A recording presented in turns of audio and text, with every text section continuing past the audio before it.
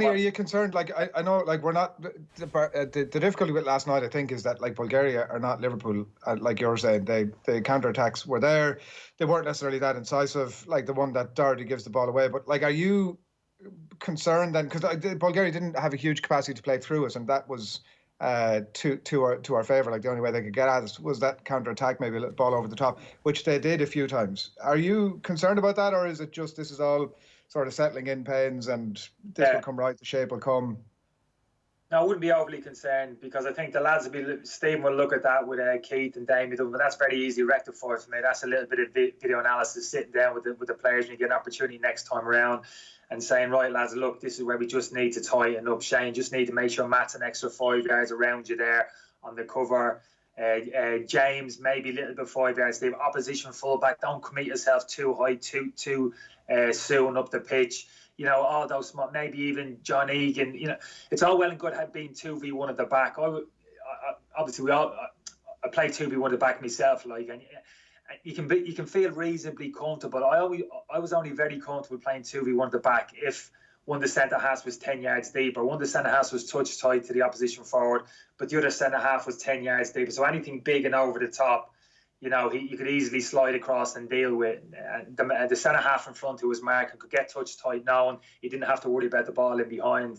I see a lot in the modern game, the 2v1 the back, two centre halves actually stood 10-15 yards apart, square of each other. That for me is very dangerous, because that means one ball over the top can take two people out of the game. So again, that's just a small adjustment with the two centre halves. Think when you go tight to him, you know, get on his shoulder, actually go and win the ball in front. Don't worry about that ball in behind. I'll deal with anything in behind.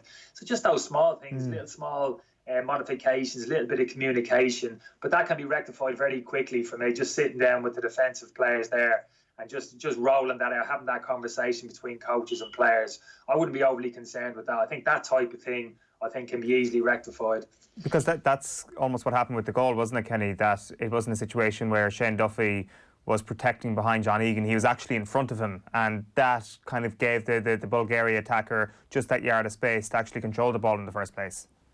Yeah, but there was a couple of things that played there. What happened there just a few seconds prior to that, Connor's giving the ball away, playing that square pass across the pitch, always a little bit dangerous. Actually trying to play Jeff Hendrick in, and the ball got cut out. But if you see the kind of reaction after that, Connor kind of races from his kind of left midfield position across the pitch to try and rectify the error. So if you notice, within a couple of seconds, all our midfield players, Jeff Hendrick is recovering, Jeff Connor and James McCarthy are all over the right-hand side of the pitch. We're kind of out of balance, we're out of shape. That ball gets transferred to the centre of the pitch, and a lot of people are saying, how's he got so much possession in the centre of the pitch to play that pass? Well, he did that because Connor raced across the pitch to try and rectify his error. So all our midfielders now were almost lopsided. But then, of course, after that, when the ball was played through, I have a little bit of sympathy for Shane when you were talking about his position there. But just a couple of seconds before, you might have noticed one of the opposition midfield players made a dart and run in behind Matt Doherty into the space. But that dragged Shane Duffy initially towards a kind of right-back position. The ball wasn't played. But I looked at him after that. Once the ball wasn't played, immediately then he had to recover back into a central area and get as close to John Egan as he could. Just squeeze that space between that lone central striker. And he was just a little bit slow in doing it. Have a look at his body language. His head is down. Might have been a bit of physical fatigue, whatever. But he just didn't get back quickly enough. And I'm talking about closing those gaps between full-back and centre-half. Well, the same applies between the two centre-halves. It was a great bit of movement by the centre-forward. He didn't attach himself to one of our centre-halves. He just held his position kind of equal distance, mid-distance between the both of them. But it was really Shane's responsibility to get back into that space as quickly as possible. If he just had been a bit quicker, he probably would have gotten into physical contact with the player. Kenny, on that point, that's excellently pulled apart. On that point, if you had somebody else in one of the full-back positions who had a lot of caps under their belt and was in a leadership role and was more of a communicator than like we can expect Matt Doherty to be on his 10th cap, for example, is that something that a role that Coleman can fill? Because like you say, it's very obvious to watch Shane Duffy. The head goes down almost, you can see as he's tracking back, and it's only like a half a yard that he's lost that's ultimately resulting in us conceding the goal. But if he had somebody like a Coleman outside him who's barking at him, who spots the danger to get back in, would that have been a possibility? No, I think it's a fair point, because I think, say we're looking towards the Slovakia game. Now, don't know the Slovakian game, the players too much in detail, But if Stephen was looking at that game and thinking, well, they're very Slovakians very strong down the left-hand side, good left winger, very clever operator, makes runs in behind, and he's thinking that's a key area of the pitch. I need to nail down that area of the pitch. Who's my best defender? As a right back, who's my best defender? I think there's an argument there at the moment for saying, as well as kind of Matt's playing, he's playing wonderfully well. But as an actual defender in the defensive four, there's an argument of saying maybe Seamus is the better defender in terms of having that experience, in terms of decision making, positional sense. How far I get attracted up the pitch, distance between myself and me right-sided centre half. Being able to give him cover, get back on the cover quickly enough, recover very quickly into that position. So I think going forward, that's probably the argument between the two players, who plays ahead of the other. From an attacking point of view, who's the most productive in the opposition half of the pitch in terms of goals and creating chances? I think you'd probably say the last year that's Matt Doherty, probably hands down. But if you examine their defensive attributes, out possession of the football, that kind of positional sense, which is always key for a full back, defending your back post, defending in 1v1 areas, and just being a good decision maker, basically in around your own penalty box. I think there's an argument for saying actually Seamus potentially at the moment is the better defender. So Stephen will have to look at that kind of going forward and maybe almost judge it game to game, lads. When that Slovakia game comes up, he might just think that type of player, slightly more defensively minded player, he can trust a little bit more in that area of the pitch. He might actually lean towards Seamus. That's interesting. So I'm sure Stephen Kenny realises that if you're comparing them defensively, maybe Coleman gets the edge. If you're comparing them offensively, maybe Matt Doherty has the edge. Taking that to the next level then, did Ireland's full-backs, and specifically Matt Doherty, did they do enough going forward last night, Kenny?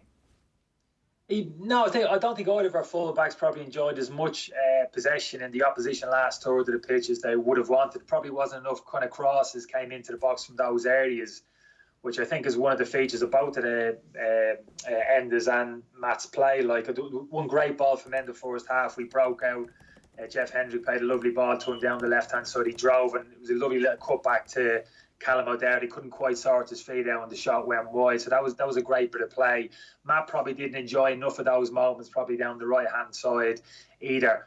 But I wouldn't be overly concerned because we know those players have those kind of qualities. It's just getting them into those positions kind of often enough. I spoke about kind of having a plenty possession, those central midfield areas, but maybe not playing enough kind of penetrating passes or getting our wingers and our fullbacks into good areas often enough higher up the pitch. But I think it is important because I think, lads, that's still where we're strong in wide areas of the pitch. I know when people talk about ball retention, controlling the ball, all the focus seems to come in that central area, the holding midfield player. Everything has to come through central areas. It doesn't necessarily. We can still work the ball out into those wide areas of the pitch, get the likes of Aaron Connolly, Callum O'Dowd last night in possession in wide areas, get our full-backs involved. And Mick might have mentioned this last night, we're still at our best, I think, when we've got possession in wide areas and putting good quality balls into the box. We still get a lot of joy from those areas of the pitch, and we shouldn't forget about that. You shouldn't always be coming back on the inside and looking for those combinations in that kind of middle third area of the pitch. When we get it wide, keep it wide, work those little 1-2s, get to it as close to the byline as we can, and put good quality delivery into the box. Those kind of crosses are still very difficult to defend, even at international level. Yeah, and like people will say Mick McCarthy was harping on about that a lot last night, but there was truth in what he was saying. I mean, like you look at how strong we are in wide divisions as well, or wide sections of the pitch. Like just on that as well, Kenny, is there a case to be made here that while there's cohesion that needs to be built up in midfield and in attack, there's also a cohesion that needs to be built up between your left full back and your left winger? So Aaron Connolly and Enda Stevens need to start striking up a bit more time together so that they know the movements of one another, and similarly on the right hand side. And because of that, it is important that we pick our right back now, and it's either Matt Doherty or Seamus Coleman, and they can build up that relationship with Callum O'Dowd or whoever is going to be our right winger. No, I think that's fair. And you're right, Eoin. There's only one game left now before that Slovakia game. So even before last night, I was thinking, you put yourself into Stephen's shoes, I'm thinking, I really want to get me as close to me starting 11 on the pitch as often as possible in these next two games, really, for the reasons that you were saying. And you're right on those areas, fullback and winger are key. I mean, I quite liked the last night, Aaron on the left and even Callum on the right hand, and actually a left-footed player. But that for me kind of can work very well in terms of wingers drifting in onto their stronger side. That kind of opens space up for the fullbacks if you happen to get into advanced areas on the outside, which our two lads can do. But it's all about kind of timing and these type of things, a little bit of eye contact, just getting to know each other a little bit. So that kind of relationship has to kind of grow, and you're absolutely right, that's only going to grow and get better the more time that you spend with each other on the pitch, just like those midfield areas, those little combinations in midfield as well. The centre half is a classic one, but it's an obvious one. But you're right, from an attacking point of view, especially in the modern game, the kind of full relationship between full-back and wide players is absolutely key. You know, the timing of the runs and wingers come off the line, that's the trigger for the full-back to go. So I think you're right. If Stephen has a picture in his head in terms of the starting 11, I'm sure he does. I'm sure he probably has maybe even 8 or 9 players in his mind for that Slovakia game. Even the game Sunday, I know a lot of people are saying, well, get everybody else who hasn't had a game into the team. Not necessarily for me. I think if Stephen has and the staff have clear pictures who they want to play in certain areas of the pitch, for me, get them on the pitch again for 45 minutes, for an hour. And to get that kind of relationship that you were talking about on all over the pitch, you're comfortable with the person around you, can read his game a little bit better, you understand his game, what his strengths are, the type of balls that he likes to play, and you can kind of work off that a little bit, you can link in with that, but that takes a little bit of time, like you're saying.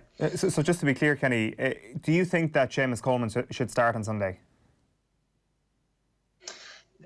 No, I don't think that's. If you're saying if Stephen was thinking Matt Doherty is going to play, if he was not going to say that, of course. But in his mind, if he's thinking, I've penciled in Matt Doherty for the Slovakia game, he plays, he's my man for the foreseeable. I'm going to make a commitment to Matt now going forward for the next kind of year, whatever it is. He's fit, he plays, he's got the attributes that I want in the team, etc., etc. Then for me, I would start him again against him physically. Okay, don't get me wrong, that's an issue with all the players, physical conditioning, this stage of the season, you've got to be careful with them, don't get me wrong. But what I'm saying is, yes, I would start. I wouldn't be saying, let's just give Seamus the game for the sake of it. I'd be saying, no, if Matt was going to play him again and potentially play that player in front of him. Again, if you have a clear picture who's going to play ahead of him, whether it's Callum O'Dowd or maybe Aaron Connolly's going to flip over the other side, maybe like Robinson's going to play, whoever it is, get him on the pitch again and get him some more game time as well to develop that kind of understanding that we're talking about, because Slovakia is the standout game, lads. A lot of people talk about the number of games, a huge amount of games, but really for me, that Slovakia game's absolutely key. That's the kind of game changer for us. If we can go and win that and get to a playoff final and potentially win that, that's absolutely massive in terms of, you know, confidence around the team, real momentum, kind of finishing the year off and going into the World Cup qualifiers next year, and obviously with the Euro Championships next summer. So yeah, for me, everything, the whole focus, I know you play game to game and you want to win every game, but at the moment for me, everything is like tunnel vision towards that game in Slovakia, and everything that's got to be the priority in terms of everything that you do almost over the next kind of couple of games. Kenny, would you just try and make room for both Coleman and Doherty? Not in a 4-3-3, no, I wouldn't. The only way you can accommodate him really is in a 3-5-2 or 3-4-3 with Matt as an orthodox wing back, as he's played for Wolves, and actually Seamus playing right of a 3, which I don't think we've actually seen. I actually quite like the idea of Seamus in a back 3. I like the idea of actually 2 full-backs playing in the back 3, either side of a kind of an orthodox centre half, particularly at international level. You know, there's not too much of a physical element to the game there. It's more of a case of, you know, having a good positional sense, being a good reader of the game and being comfortable in possession. Can you get forward and be productive even from that area? And an orthodox fullback in that area can very much do that. I don't think that's going to happen, lads, to be honest with you. I think it's going to be 4-3-3. So in this system, no, I don't see Matt or Seamus playing in a higher position up on the right-hand side. It's a totally different position. You've got to play in the half-turn with your back to goal and slightly more congested areas, not coming onto the ball. It's a totally different position. We saw in Gibraltar last year, lads, when Matt played in a slightly higher position than he would Seamus there. It didn't quite work. I don't think it's very fair to either player to ask him to play in that kind of an unorthodox position higher up the pitch. So no, I think it'd be a straight choice between either at right back, and then you take your pick of the more attacking player in a kind of wider position. Just one last question on the defence, Kenny. We're going to be passing the ball a lot more than we ever were. We're probably going to have double the amount of passes in most games than we were used to in the last Nations League campaign, at least. Do you feel any sense of trepidation when Shane Duffy or Darren Randolph are on the ball? Do you think that we're all good enough in that back five on the ball to be able to be passing, whatever, 500, 600 times a game? Depends what type of passing that you mean. Very easy to get on the ball and keep passing the ball 15, 20 yards. I was the master of it, like across the pitch, like taking no chances whatsoever with your passing. I think the key is like a lot of talk about having to get James McCarthy on the ball, get him torn and get us passing up the pitch. But of course, any opposition team realises that holding midfield player is key. They're not going to make it easy for him to get on the ball. They're going to put pressure and maybe nullify him. So invariably, you're going to find there's one of your centre halves are going to be spared. We saw it last night. Bulgaria played with a lone striker. So basically, they're saying to you, "We'll give you one of your centre halves free. We give you possession of the ball. What are you going to do with it?" And that's when you really need one of your two centre halves to be able to drive with the ball, actually carry the ball into a central midfield area and actually draw one of the opposition players to him and free up the space for a pass into that spare man. That's an easy thing to say, but not such an easy thing to do. That's not an easy thing for the centre half to step forward 10, 15 yards in advance of your centre half and head towards a congested area of the pitch, and have the nerve, back yourself, have the nerve to keep your head off the technique to actually play a pass and kind of break the lines with your passing.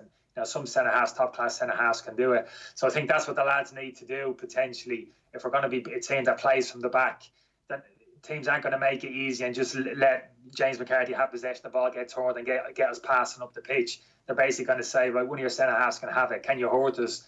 And we need, in this system, if Steve wants to play this way, possession-based play from the back, our centre halves are going to have to be comfortable stepping forward, not just getting the ball and passing the ball to full-backs, passing the ball into midfield and getting it back. That's kind of reasonably safe. That's easy enough to do. But can you actually step forward, say to the midfielder, stay away, I'm coming into midfield. I'm going to make that extra man now in midfield, and I'm going to ask the opposition's midfielders a question. Are you going to come towards me? Well, if you are, I'm actually going to pass you around you into the space, into the feet of Conor Horan and Jeff Hendrick, who now have been freed up to receive the ball, get turned, and get us playing forward. So that's the big one for me. Not can they play, but they can play. Of course, you can play. You can get the ball past siders and pass to the fullback and back, but that's easy. That's not really hurting the opposition. What will hurt the opposition, the ability to step forward into central midfield areas, commit players, and actually be productive in there. And that's not an easy thing to do. So that's the big ask for Shane and John Egan and maybe other players. Darragh O'Shea's a player, lads, who's actually a very good pass of the ball as well, like a long pass or a switch of play. So even the likes of these players may actually come into the reckoning going forward in Stephen's eyes, centre halves who can step forward and like very efficient in terms of distribution of the football, like positive with their pass and breaking the lines, 10, 15 yard passes, punching passes beyond the opposition midfield, and also the ability to hit those big switches, 40-yard big switches over to the wingers over the other side of the pitch. So we may see over time other centre halves maybe come into the equation, maybe even Darragh O'Shea for that reason, because of that passing range which they have. Yeah, absolutely. It is 8:28 on this Friday morning. You're listening to Kenny Cunningham break down last night's 1-1 draw in Sofia. OTB AM is live in association with Gillette. Good morning. Start with Gillette, giving you the confidence to tackle the day ahead. You mentioned the midfield there, Kenny. You mentioned James McCarthy, and we wanted to play you a bit of last night's show because John Giles was talking about McCarthy in the aftermath of the game. It's the first game. We won't read too much into it, but we've been talking a lot about James McCarthy and his role. If Stephen Kenny is going to go with this system, the importance of that player in the middle of midfield. And again, like, is he demanding the ball? Is he always there where you want it? Or at times it feels like he's taking the easy option. Well, no, I don't think he's consciously taking the easy option. But when you watch him now, and watch him in the first half, and he's done it before, every time somebody on his ball is pointing, see where it should go. I don't like to see that. Why? You should be doing something about getting the blooming ball yourself. Never mind pointing to where somebody should be putting it. You should be looking for it and getting it, to turning on it, dictating it. That's how you dictate the game. You never dictate. I've never seen a player dictate the game at midfield, pointing at other people to where to put the ball. Right? Never. Never seen it. Get on the ball yourself. Don't be pointing. There's good positions. He was in some very, very good positions there to receive it, because he's the man that's going to connect the back to front. But you don't connect back to front by pointing to where people should be playing the ball. You should be getting it and turning on it and then doing whatever ball you want to hit yourself. So if you look out for him in the second half, he's done it a lot in the first half. I don't want to be too hard on him. I know he's coming back from injury, but you can't do that. You're going to play in the middle of the field. You don't dictate the game by pointing to other players where to put it. unless you want them to put it in your position. But that hasn't been the case so far. James McCarthy not imposing himself in the game enough last night, Kenny, according to John Giles there. Would you go along with that? Well, John knows the position better than most. I understand what he's saying. There's responsibility on James to get on the ball predominantly and get us up the pitch. Absolutely playing that hold the midfield position. Not as easy like I'm saying. I mean, invariably what will happen is opposition teams, that kind of one of their central strikers will drop off and get around James's feet and basically say, I'm going to stop you getting on the ball. So what does James do then? Like, you know what I mean? So what you'll see, I think what happens with James is he'll try and get out of that area of the pitch. You'll see that bit of rotation midfield. He'll kind of run away from the ball and try and take that player away, and that'll be the trigger maybe for Jeff Hendrick or Conor Hourihane to drop in there and get the ball in a little bit of space. So I can understand that if he's kind of run away and point at other players. Shouldn't really have to point. I agree with John there. When he kind of runs away, this is what we're talking about, Stephen, working on with the players' patterns of play. You know, if he can't get on the ball, rather than just stand there with his hands in the air and say, oh, I can't get on the ball, best for him to actually run away, run 10, 15 yards away, maybe up the pitch. And that's the trigger maybe for Jeff Hendrick to drop in and get the ball in a little bit of space, and he can get turned and actually get us up the pitch. So I can understand both a little. I understand John's point, but I can understand as well it's not as easy as that. Yes, you want to get on the ball, but opposition teams are going to prevent you from doing it. And sometimes you've got to be clever. You've got to have a little bit of rotation in midfield and try and work the opposition so you can get somebody on the ball, whoever it is, in space to get you up the pitch. So I just be a little bit careful with James. I'm a big fan of James. I think that's his best position. I'd love to see him in that position, but we shouldn't get too carried away that we've got a real kind of quarterback in that area of the pitch in terms of passing range. Kind of James is a very kind of efficient passer in the football. He can get on the ball. He can play punchy little balls around the pitch, but he's not the type to get on the ball, lads, and hit a 40-yard pass. You know what I mean? Ivan Edel stuff.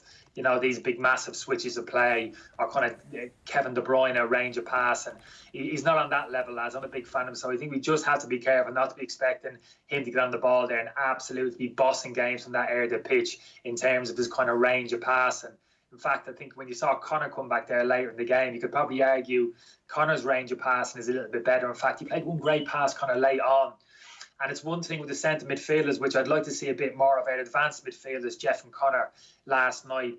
You notice with the two lads, they're always, their first maybe instinct is come towards the ball to receive the ball. They're very good footballers, and they like to receive the ball in a slightly deeper area. When you play with two number 8s, kind of those advanced midfielders, for me, I love to see them heading in the opposite direction at times. Not even in possession, out possession, just sprinting in behind the opposition back four, attacking those spaces between the opposition fullback and centre half. And Robbie Brady done it once great when he came on, lads. He came on centrally. Conor Hourihane went to that deep midfield position. Conor got the ball in the central area, maybe about 10 yards inside Bulgaria's half.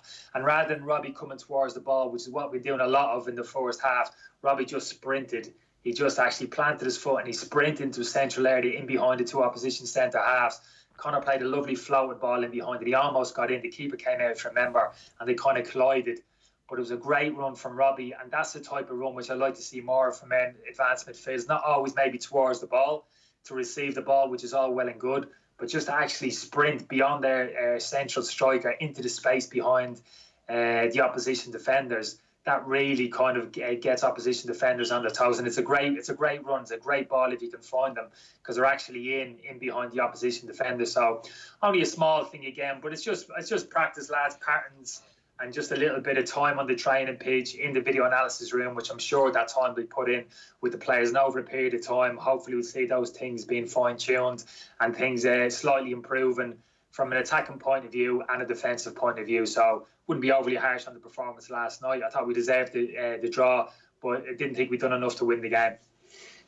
Kenny, if you talk about the quarterback there, and if we look at the midfield generally and look like beyond McCarthy, we look at a player like Conor Hourihane, and you've mentioned him there. Your analysis of the goal earlier on was the first time I'd heard it mentioned. It was certainly something I was looking at last night, where the goal actually was initiated, which was that Hourihane picking up the ball just inside the Bulgaria half, a very straightforward pass out to Hendrick on the right wing. And it comes up short to a player that's like blatantly in his eye line. Like, it wasn't like some sort of a sneaky run that was this amazing intercept. One thought that struck me was if the assistant manager in the previous regime was still in situ, he was going to get torn a new one afterwards.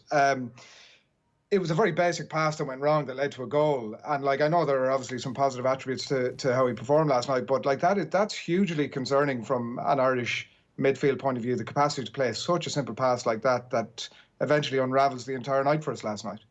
Yeah, but what I'd say in defence of Conor there, what I'd say, I think one of his major assets is his passing. His passing range is actually very good. That was kind of our character a little bit. The pass wasn't on. You're absolutely right. It was kind of a high risk pass across the pitch, with potentially to be intercepted. But generally speaking, I think one of Conor's attributes is actually his passing range. He put actually a great cross in the first half. You remember he drifted into almost a left back position and kind of put a great swinging ball in from 35 yards. Matt Duffy, I think, almost got on the end of it. So that's his strength, actually, in possession. He's not one for...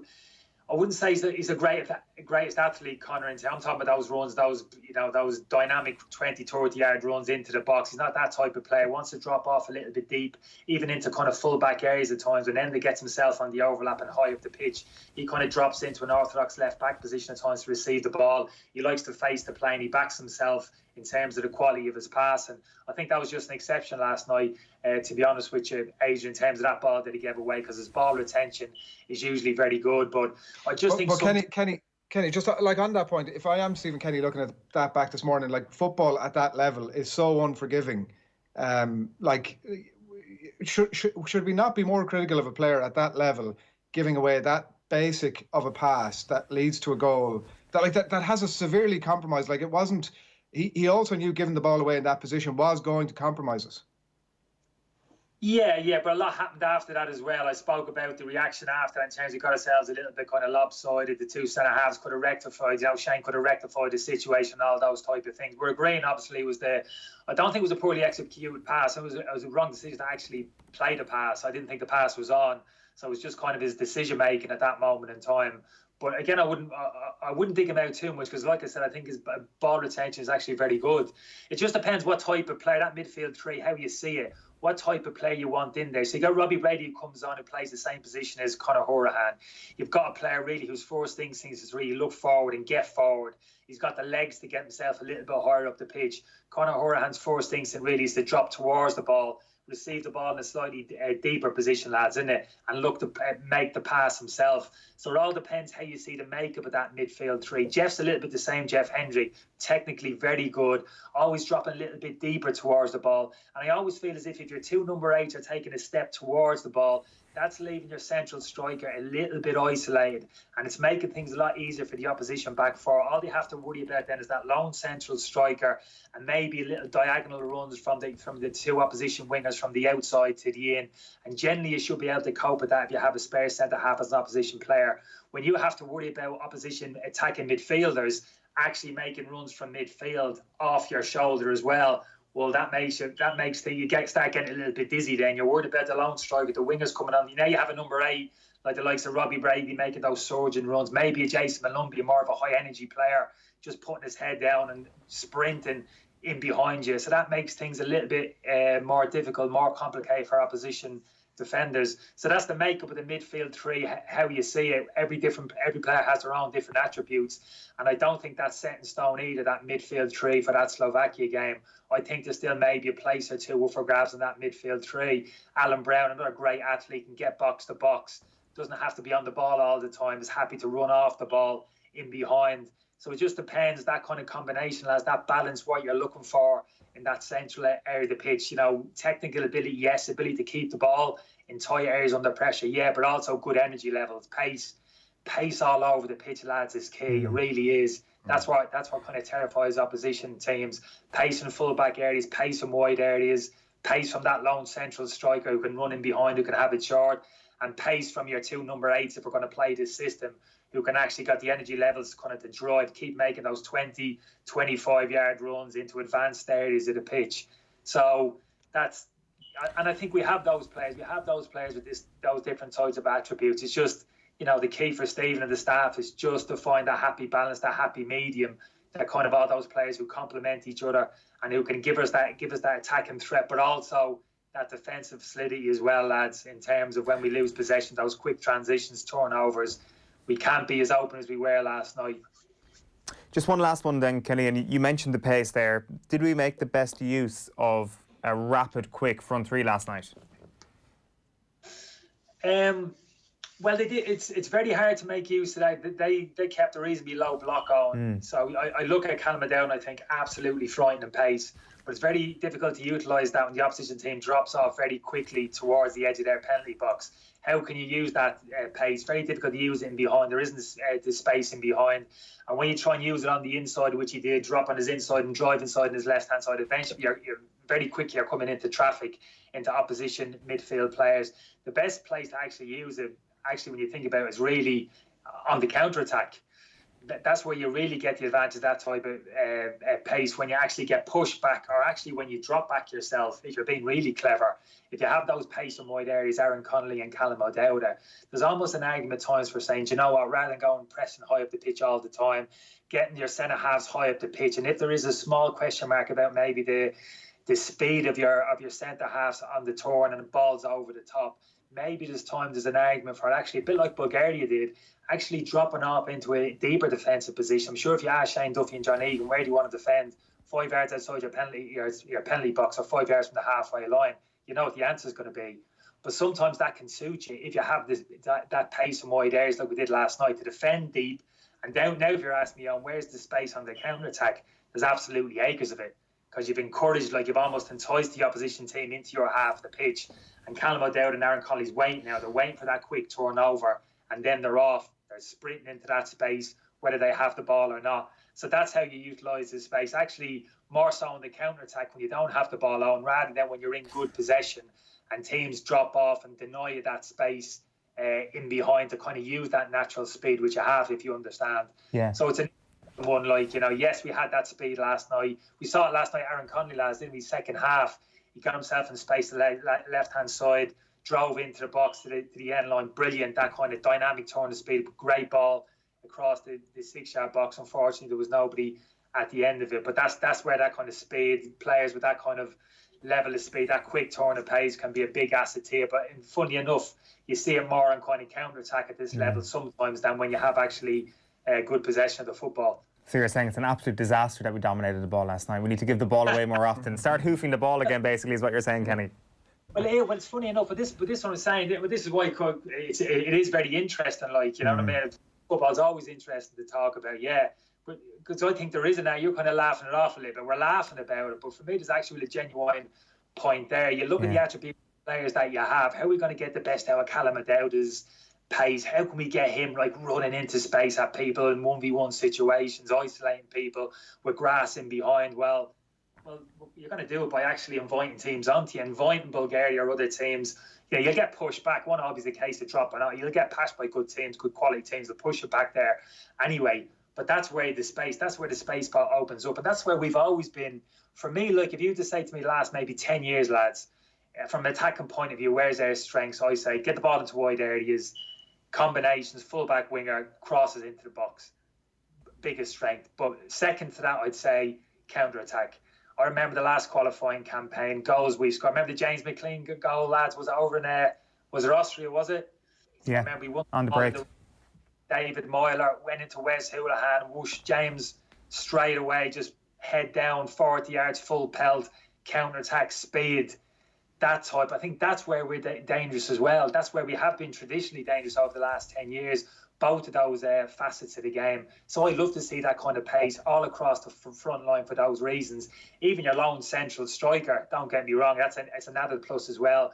But those wide areas where lads have to drop in and do a defensive job, but they're always switched on to the fact they're just kind of waiting for that one misplaced pass, maybe for the likes of James McCarthy, the centre-half, to win a tackle, make an interception, and all of a sudden, whoosh, they're gone on the counter-attack. So, it's an interesting point of view. Almost being a tactical decision to actually drop off and entice teams onto you. That's what Bulgaria did to us last night, lads.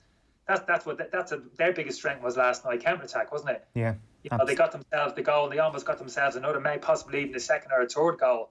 By that, not by dominating possession and opening us up with some clever combination play, but just by saying, dropping off, so come into our half the pitch, and we'll back ourselves to break out from this defensive shape and hurt you on the counter-attack. And that's exactly what they did. Yeah, well, I guess on Sunday it's going to be a fairly similar situation. You'd expect anyway for us to dominate proceedings at the Aviva possession-wise again. Listen, Kenny Cunningham, great chatting to you as always. Thanks a million for being so generous with your time. Thanks, Kenny. Nice Sorry about the top. So just literally, this is just a sleeping top. I forgot about the fact I should have really had a Dickie Bowen tie on. So you can't see that rip. Can't see that rip at the top, can you? You're not. I was just about to say it's your PJs, Kenny, is it? Pretty much, Adrian. It's a good quality sleeping top, I must say, Kenny. Thanks a million. Pretty sloppy, no problem, lads. Anytime, take care. All right, we are set up for a fascinating evening at the Aviva on Sunday. Ireland against Finland. It kicks off at 5 o'clock and it is live and off the ball. Nathan Murphy and Stewie Byrne will be looking at that for us. We'll have plenty more reaction this morning with Matt Holland and Nathan himself still to come. Here, though, is some reaction from Sofia last night. Captain Shane Duffy spoke to FAI TV. Shane, a 1-1 draw in Bulgaria, last minute equaliser from yourself. What's some of your feelings to that game?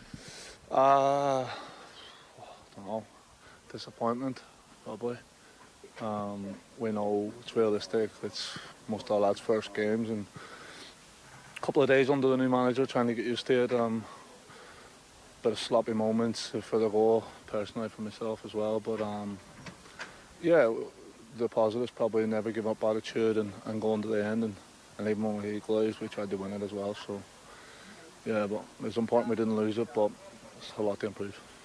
Only a few days of training under your belt with the new manager, of course, but there were positive signs there. Really nice play in certain parts. Yeah, we did. We had most of the possession, I reckon, in most of the game. But they were dangerous when we were sloppy and give it away in big spaces, and they punished us. But yeah, as I said, we've only had a couple of days training, and it was like a pre-season game for most of us. We haven't had many games, and straight into international games. So it was tough on some of the lads, and personally I haven't played in a long time, so it was tough, and we've got to keep going, recovering, and try and get the 3 points on Sunday. It's been a big week for you, and let's just focus on the goal. Yeah, another international goal for you. It's quite a fantastic record so far. Yeah, it was nice to get it, but I'd rather play better, to be honest. But yeah, it was nice. I fancy myself every game if the delivery is right, and I had a few chances tonight. But I know Braids when it came on, I know I'm going to get a chance with him, and he's got a wonderful left foot, and we've grew up playing to each other, and he knows where I like it, and he stuck it on my head, and I put it on. Thank you, Shane. Thank you. OTB AM. Time for the sports pages. OTBsports.com is where we will start as ever on this Friday morning. It is 8:47. By the way, OTBsports.com leads Stephen Kenny satisfied with surreal first Ireland match. Meanwhile, you've got stuff from Alexis Sanchez saying, I wanted to quit Manchester United after the first training session. Very interesting stuff there, which we'll get to in Deal or No Deal later. John Giles on James McCarthy there on the homepage as well. Get the bloomin' ball yourself, as you heard a moment ago. And the match report as well. Injury time, Duffy header, rescues point for Ireland. And then there's also some great NFL content there on the site, predicting each game in the NFL season 2020. Cian Fahey with a 22-minute read there. As you can see, the NFL season just around the corner, and a brilliant read there for you on this Friday morning. The newspapers then, we'll start with the Irish Independent. Photograph there of Shane Duffy and his towering header equalising for Ireland in Sofia last night. Kenny hails principles after failure to surrender belief. Standing captain Duffy salvages draw in Sofia as new boss lands deserved point on debut. The other story on the back page, which we'll get to with Alan Quinlan later on, is Cullen turns up Derby tension as he cries foul over Salanoa. Leo Cullen, not a happy man yesterday in his press conference. The Irish Times goes with football all the way as well. Duffy saves the day in Sofia, writes Emmett Malone. Kenny's revolution, a work in progress as Ireland come close to defeat. Ken Early, meanwhile, says new era begins with old school equaliser. And Gavin Comiskey has done the player ratings. You've got sevens there for Darren Randolph, Stephen Kenny, Shane Duffy and Adam Ida. Robbie Brady off the bench getting a 7 as well. The subs in general getting a 7. Everybody else getting a 6 there. The Irish Examiner leads with the headline that goes like new era but old hero saves Ireland. That's Brendan O'Brien doing the match report there. And Kenny will find Duffy's leadership so vital, writes Kieran Kennedy. David Sneyd, meanwhile, with his 3 takeaways from Sofia, a familiar result but signs of trying to do things differently, reads the headline. Next up, we have got the Irish Daily Mail. Bullet point is the headline. Duffy's late leveller earns Kenny a draw. And you've also got that Leo Cullen stuff from yesterday as well. Salanoa move left Blues compromised, he said. The Irish Sun is next up. Shane as it ever was is their headline. New era, same old hero to the rescue. Special glum, meanwhile, it's an exclusive by Paul Jiggins. Jose Mourinho knew his top 4 bid was over when he found out Harry Kane's injury was serious. The Tottenham manager learned in January that his star striker could be out for 3 months with a ruptured hamstring, and his response was, "We're effed." Mourinho's brutal prognosis is revealed in an episode of the Amazon Prime documentary, but the Sun are saying it's an exclusive. All gone south. Gareth Southgate was caught in a row over whether to recall Harry Maguire after he appealed against his conviction by a Greek court, as that story rumbles on. The Irish Daily Mirror, meanwhile, goes with skipper to the rescue. Captain Duffy grabs late point, but display leads to heart attack as ex-star says it was awful. Ian Hart, one of the biggest detractors last night on Twitter. If Bale fails, Giggs needs Moore. Gareth Bale was put in the shade as Wales were victorious in their return to international football. Their 1-0 win against Finland last night, courtesy of a Kiefer Moore goal. And China crisis leaves Prem facing £564 million black hole. Premier League clubs facing £500 million black hole in yet another devastating blow to finances. This is in the wake of the dispute over television rights to the Premier League in China. The Irish Daily Star goes with the headline, "Come on, you boy in green."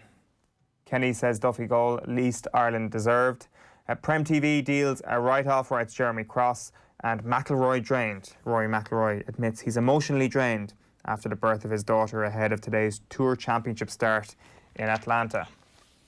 The Herald goes with Duffy to the rescue. Skipper strikes late to earn Kenny draw on debut, and Keeney looking to make amends. Conal Keeney has reaffirmed his commitment to the Dublin Hurlers and his ambition to atone for last year's Laois debacle. The Racing Post on the front goes with top jockeys boosted by Group 1 quarantine exemption in Ireland, and the back page has a preview of Scotland against Israel tonight in the Nations League. Back down to earth, they're predicting an Israel win in that game. And then a couple of the UK back pages.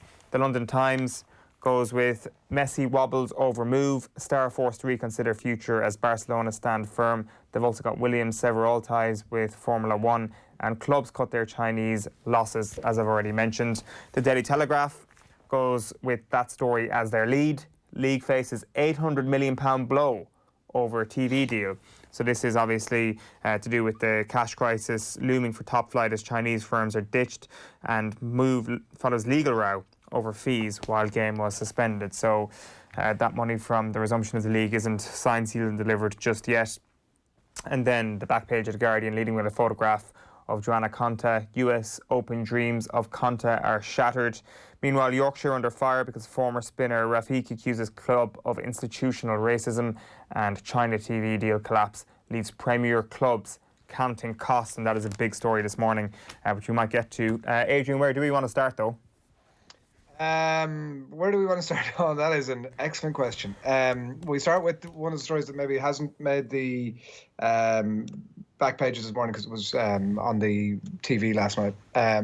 Niall Quinn, he was on the Virgin Media Sport TV coverage last night of Germany versus Spain as Ireland were playing Bulgaria in Stephen Kenny's first game. The FAI interim deputy CEO was on Spain v Germany duty, but he had before the game a few things to say about the Roy Barrett stuff that's gone on over the last couple of weeks. As I said, it's not in newspapers this morning. It was too late last night, so go online for your coverage of that. But the people will have followed the story and be very aware that it emerged that one of the recommendations given to Roy Barrett at the FAI had come from the Bank of Ireland, and that there was a potential conflict of interest around all that. And Niall Quinn had to say on the topic last night, asked about it before the games, and he said that that recommendation, a lot of the heat that it's getting is coming from naysayers. Was the comment that came through from Niall Quinn at the coverage last night. Like, and I personally, I find it just a bizarre comment, I have to say. Surely these are like, by and large, in the main, mostly, in fact, and not entirely, like legitimate questions that are coming from an organisation that we all know are supposed to believe are whiter than white, and like nobody, I certainly haven't seen people that are suggesting that Roy Barrett wasn't the right person for the job, or that even actually Bank of Ireland shouldn't have been consulted about this. Like, Ireland is such a small country, these connections are absolutely going to crop up. It was more that we needed to be told about it, I think was the main issue there, as opposed to just writing all this off as saying it's the naysayers stirring up a load of crap. One thought that I had in my mind was that Niall Quinn should know more about the optics of even coming out with a comment like that. And then I remember that he was on TV coverage of a different game at the exact same moment that Stephen Kenny was beginning his brand new Republic of Ireland reign. I think the comments are. I'm not sure the appropriateness of Niall Quinn in his role with the FAI delivering these comments on the TV last night, as opposed to coming through foreign channels from the FAI. So I'm not sure about that to begin with. I'm not sure about him being on TV duty of another game as the team that he's very much involved with is kicking off elsewhere. He's also doing analysis of the game last night. He's, what's your take? As is a very fair question. What's your take on how Stephen Kenny got on in his first game? Like, is it appropriate for the interim deputy CEO to be giving his thoughts on that publicly last night in a punditry role? I mean, I'm not sure. So a lot of interesting things last night happening, the least of which might have been Niall Quinn calling the people who've questioned the lack of transparency around how Roy Barrett got his position, as opposed to him actually being in the position. Maybe that was the least interesting of them. Yeah, it didn't look amazing, actually. It was actually quite jarring to see him on a different game last night in his role. I guess as interim CEO, to put it that way. Like, I mean, he doesn't expect to be there forever, and maybe he'll say that actually what's he supposed to do? Just turn down the call to punditry duties on a Thursday night. Like, I think that's fair enough. Like, he was also on punditry duty the night of the EGM at the Red Cow roundabout. Like, as that meeting was taking place, he was on punditry duty that night. I mean, I don't know whether that's the right or wrong thing to do. I know the optics of it don't look great. Let's talk about Ronan O'Gara's column this morning. He is writing in the Irish Examiner, as he tends to do every Friday morning. There's a lot of interesting stuff in this, which we'll put to Alan Quinlan later. There's really good tactical breakdown of things.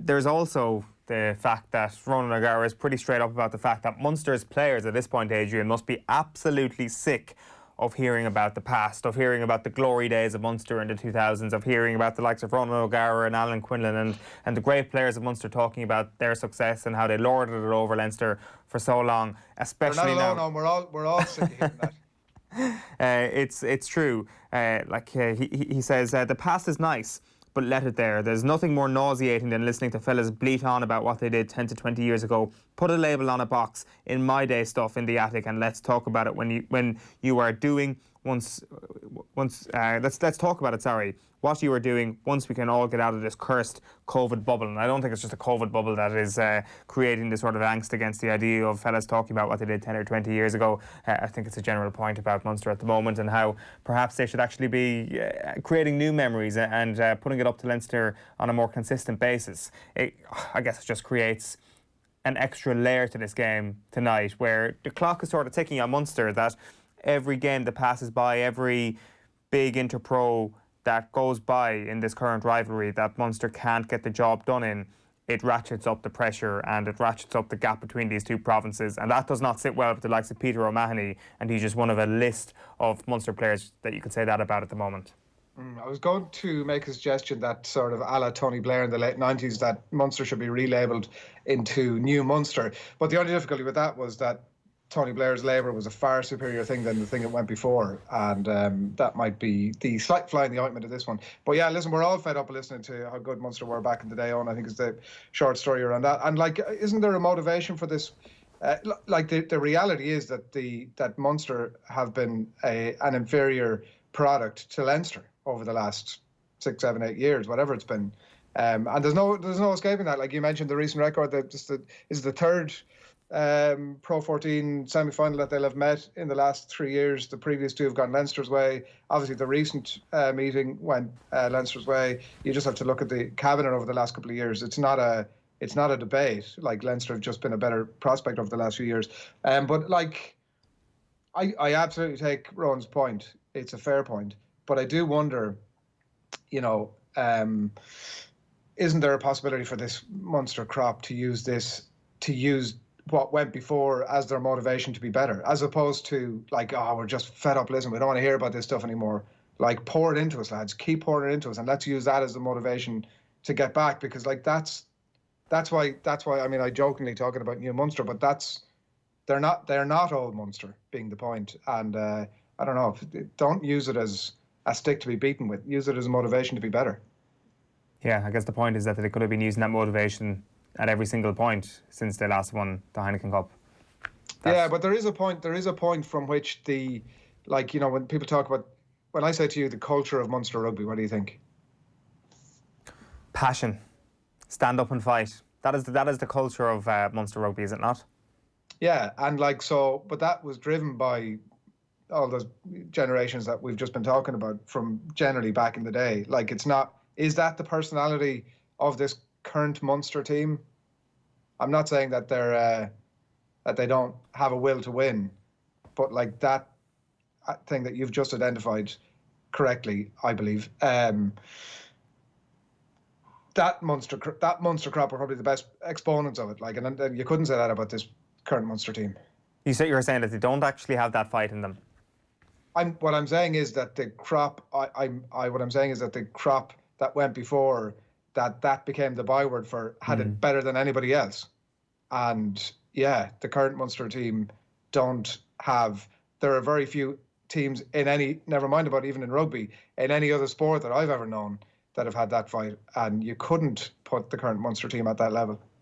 Yeah, I suppose you're right if you're comparing that with that, but time to shut up, surely, about Munster's past. That is the question that Ronan O'Gara is asking. We will put that to Alan Quinlan in the next hour. It is 9:02 on this Friday morning. You are watching OTB AM, and it is live in association with Gillette. Good morning, start with Gillette, giving you the confidence to tackle the day ahead. Right, Matt Holland is up next. First, after this break, we'll get the post-match thoughts of Ireland manager Stephen Kenny.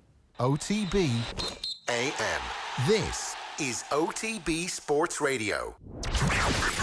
The OTB Brief. Everything you need to know about sport every morning. Need to get on top of the day's sports news? Well, the OTB Brief is the only sports update you'll need every morning. With all the breaking stories, post-match reaction. It is a loss, there's no question. We're going to have to adapt as best we can. And the best bits from off the ball, all in a 10-minute podcast. I tried to view the lockdown as I tried to see a silver lining and say this is my opportunity to work on my weaknesses. The OTB Brief. Weekday mornings from 7:20 a.m. on OTB Sports Radio. Listen on the OTB Sports app. OTB Sports, in partnership with Cadbury FC, have kicked off a brand new series of in-depth chats with some of the biggest names in Premier League and Irish football history. The second of these sees Ian Wright. I love watching great players play. I love watching great games. And Sol Campbell sit down for an in-depth chat, which will be brought to you on OTB social channels and OTB Sports Radio on Thursday, 17th of September. Check out CadburyFC.com for updates on promotions and giveaways. OTB AM.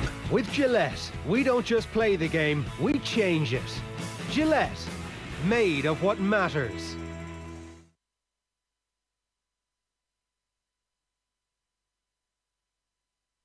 Holland. 9:04. You're very welcome back to OTB AM. We are joined now by Matt Holland. Matt, how are you getting on? Yeah, good, thank you. Yourselves? All good, all good. Seems to have been a bit of a mixed reaction to last night's game. Kenny Cunningham erred on the side of positivity about half an hour ago here on the show. What was your take on how it went for Stephen Kenny and his first game? Yeah, I'd probably edge towards Kenny's thoughts as well. I think there was, it was difficult for Stephen, having had such a short build-up, really, to the game. And the stage of the season that it comes at without the boys having had a game at club level either. So I think it came at a difficult time. He had very few training sessions to work on what he wanted to do. But I think there were signs that, or you certainly saw what he was trying to implement to the team. I think when you look back at the stats and, having 62% possession of the ball, something we're not necessarily used to with an Ireland national team. So that was something. We had more shots than the opposition. I thought we were better than Bulgaria. We probably didn't threaten the goal often enough, and we lacked a cutting edge in the final third at times. But I think there were positive signs. Of course, you're going to look at it and pick bones in it and say there was things that certainly need working on. Defensively, I felt we were a little bit open at times, particularly with the two fullbacks pushed on. There was space down the sides of the centre halves, and the gap between the two centre backs was too big at times. It's funny actually, because when I was looking at the players that played in that back four last night, they all play in a back three at club level. And yet all asked to play in a back four. So it didn't necessarily suit them, the system. And I do wonder going forward whether that's something that Stephen might have a look at and think that with the personnel he's got at the back, he might think about going to a back three. How big a deal is that if you go from playing one system at club level to playing one system at international level? Because there are going to be changes between the two setups. You've got a different manager, you've got different teammates beside you.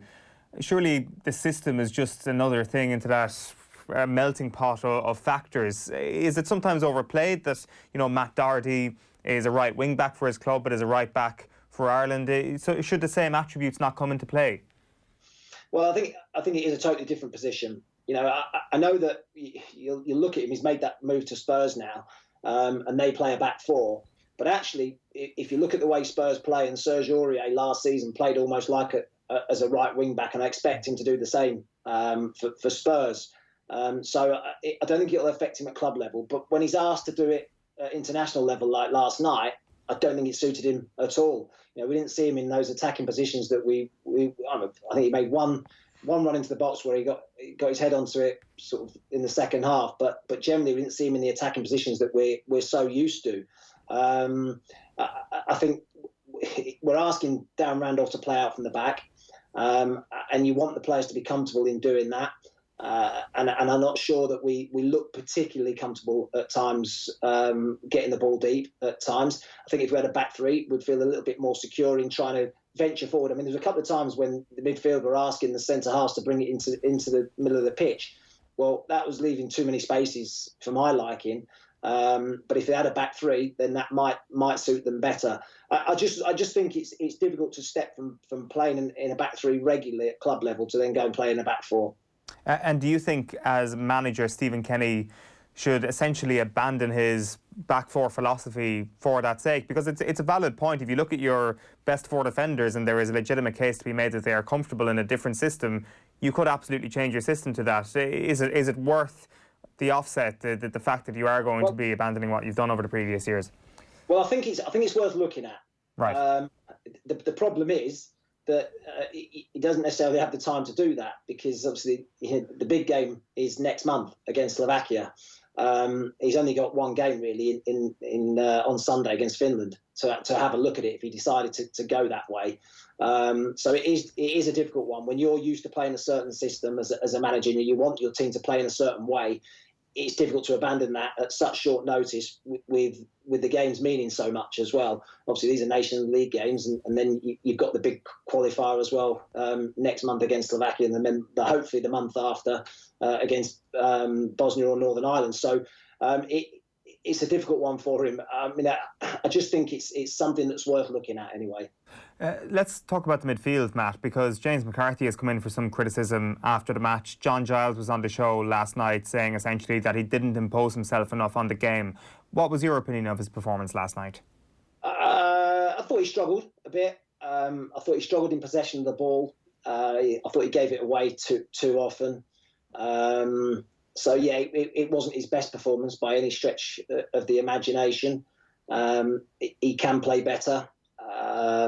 But in that position, I think that the most important thing is keeping the ball. And that's something I felt he didn't do well enough.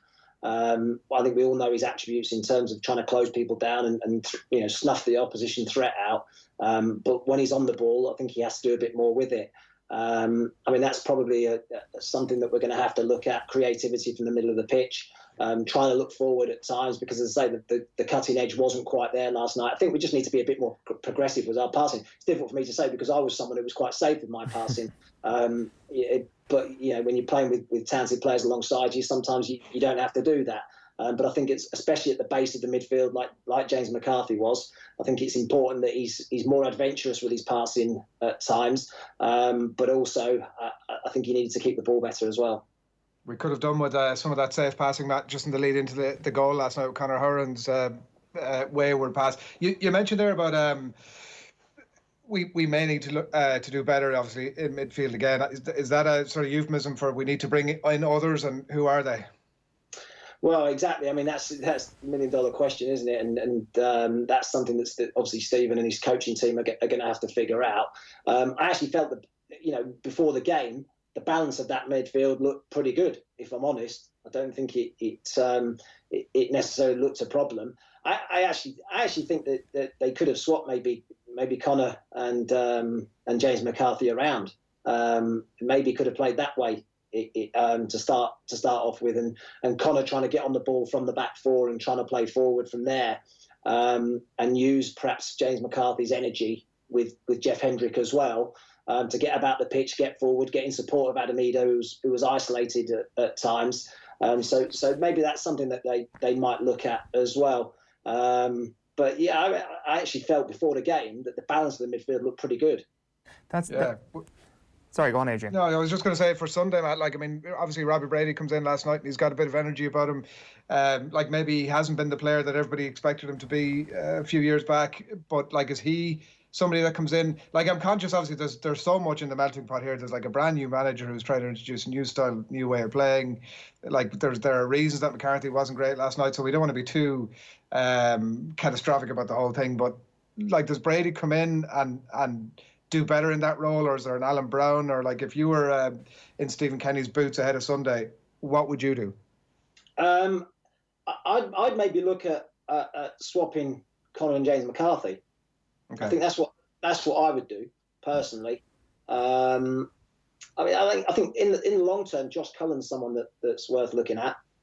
But yeah, I think in the short term, I'd potentially look at swapping the roles of Connor and James McCarthy, I think.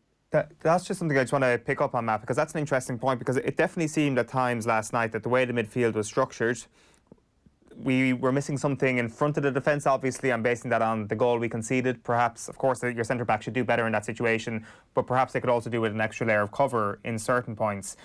It also felt we were lacking a bit of incision going forward in midfield. Do you think that quick fix, that quick switch between those two players would alleviate both of those issues? Well, I don't necessarily think it's Connor's biggest strength in terms of trying to snuff out the opposition's threat, going with runners, sensing danger particularly. I think his biggest asset is getting his ability on the ball, his delivery, his passing ability. So, I mean, that's a difficult one because obviously Stephen looked at James McCarthy and felt he's probably better at the defensive side of the game than Connor is. But at the same time, if you're going to try and change the system and trying to change the way you play and have more of the ball, which is quite clearly what Stephen wants to do, we had 62% of it last night, then it's important that you get the ball moving from the back into midfield and have someone at the base of the midfield who's capable of getting you going. And that's why I think it can work in the short term.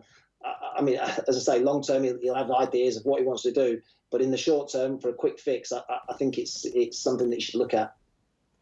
Aaron Connolly, Matt, was one of the bright spots last night, and at times, particularly in the first half, I know we were trying to play him in certain ways, a couple of diagonal balls maybe that didn't come off, and maybe even last night we didn't fully play to his strengths. When you looked at his pace at times, it was one of our main weapons around the back, and he tended to create maybe some of those chances himself. He's a very young player, still getting experience, been in and out of his team at club level. But when you look at the rawness of him last night and how well he performed, he was one of our bright spots. We could bring him into the game a bit more. Is he the sort of player, or is this overstating it, but is he the sort of player that we could actually look to build a team around over the next few years? Well, he was exciting last night, and I was impressed with his performance, particularly when you think he's probably playing a bit out of position, really, because he's played in a 4-4-2 at Brighton and played up front. It's not not necessarily his best role playing out wide, but he's capable of doing that. And we saw him cutting in a couple of times, and maybe should have done better with one attempt. we should have probably at least tested the goalkeeper. But he was a bright spark, and I thought it was an encouraging performance from him. Someone that we can, certainly expect big things from in the years to come. In actual fact, everyone keeps talking about the fact that we haven't replaced Robbie, and it is a problem because goals are an issue in the team. But on the face of it, there are a lot of young players coming through at the same time who we've got high hopes for, and Aaron's one of them. Obviously, Troy Parrott wasn't available last night. Obviously, Adam Eder, Obafemi, who wasn't in the squad as well last night. There's a lot of young players, 19, 20 years of age, who we've got high hopes for. And Aaron's one of those. And I think there's a good crop there who we can expect good things from in the next few years. Do you think we can operate in a way where we have 3 legitimate goal scorers up front? Because obviously without your totemic figure and struggling in the post-Robbie Keane era, it's unlikely you're going to find the number 9 of that quality and who's going to be that prolific.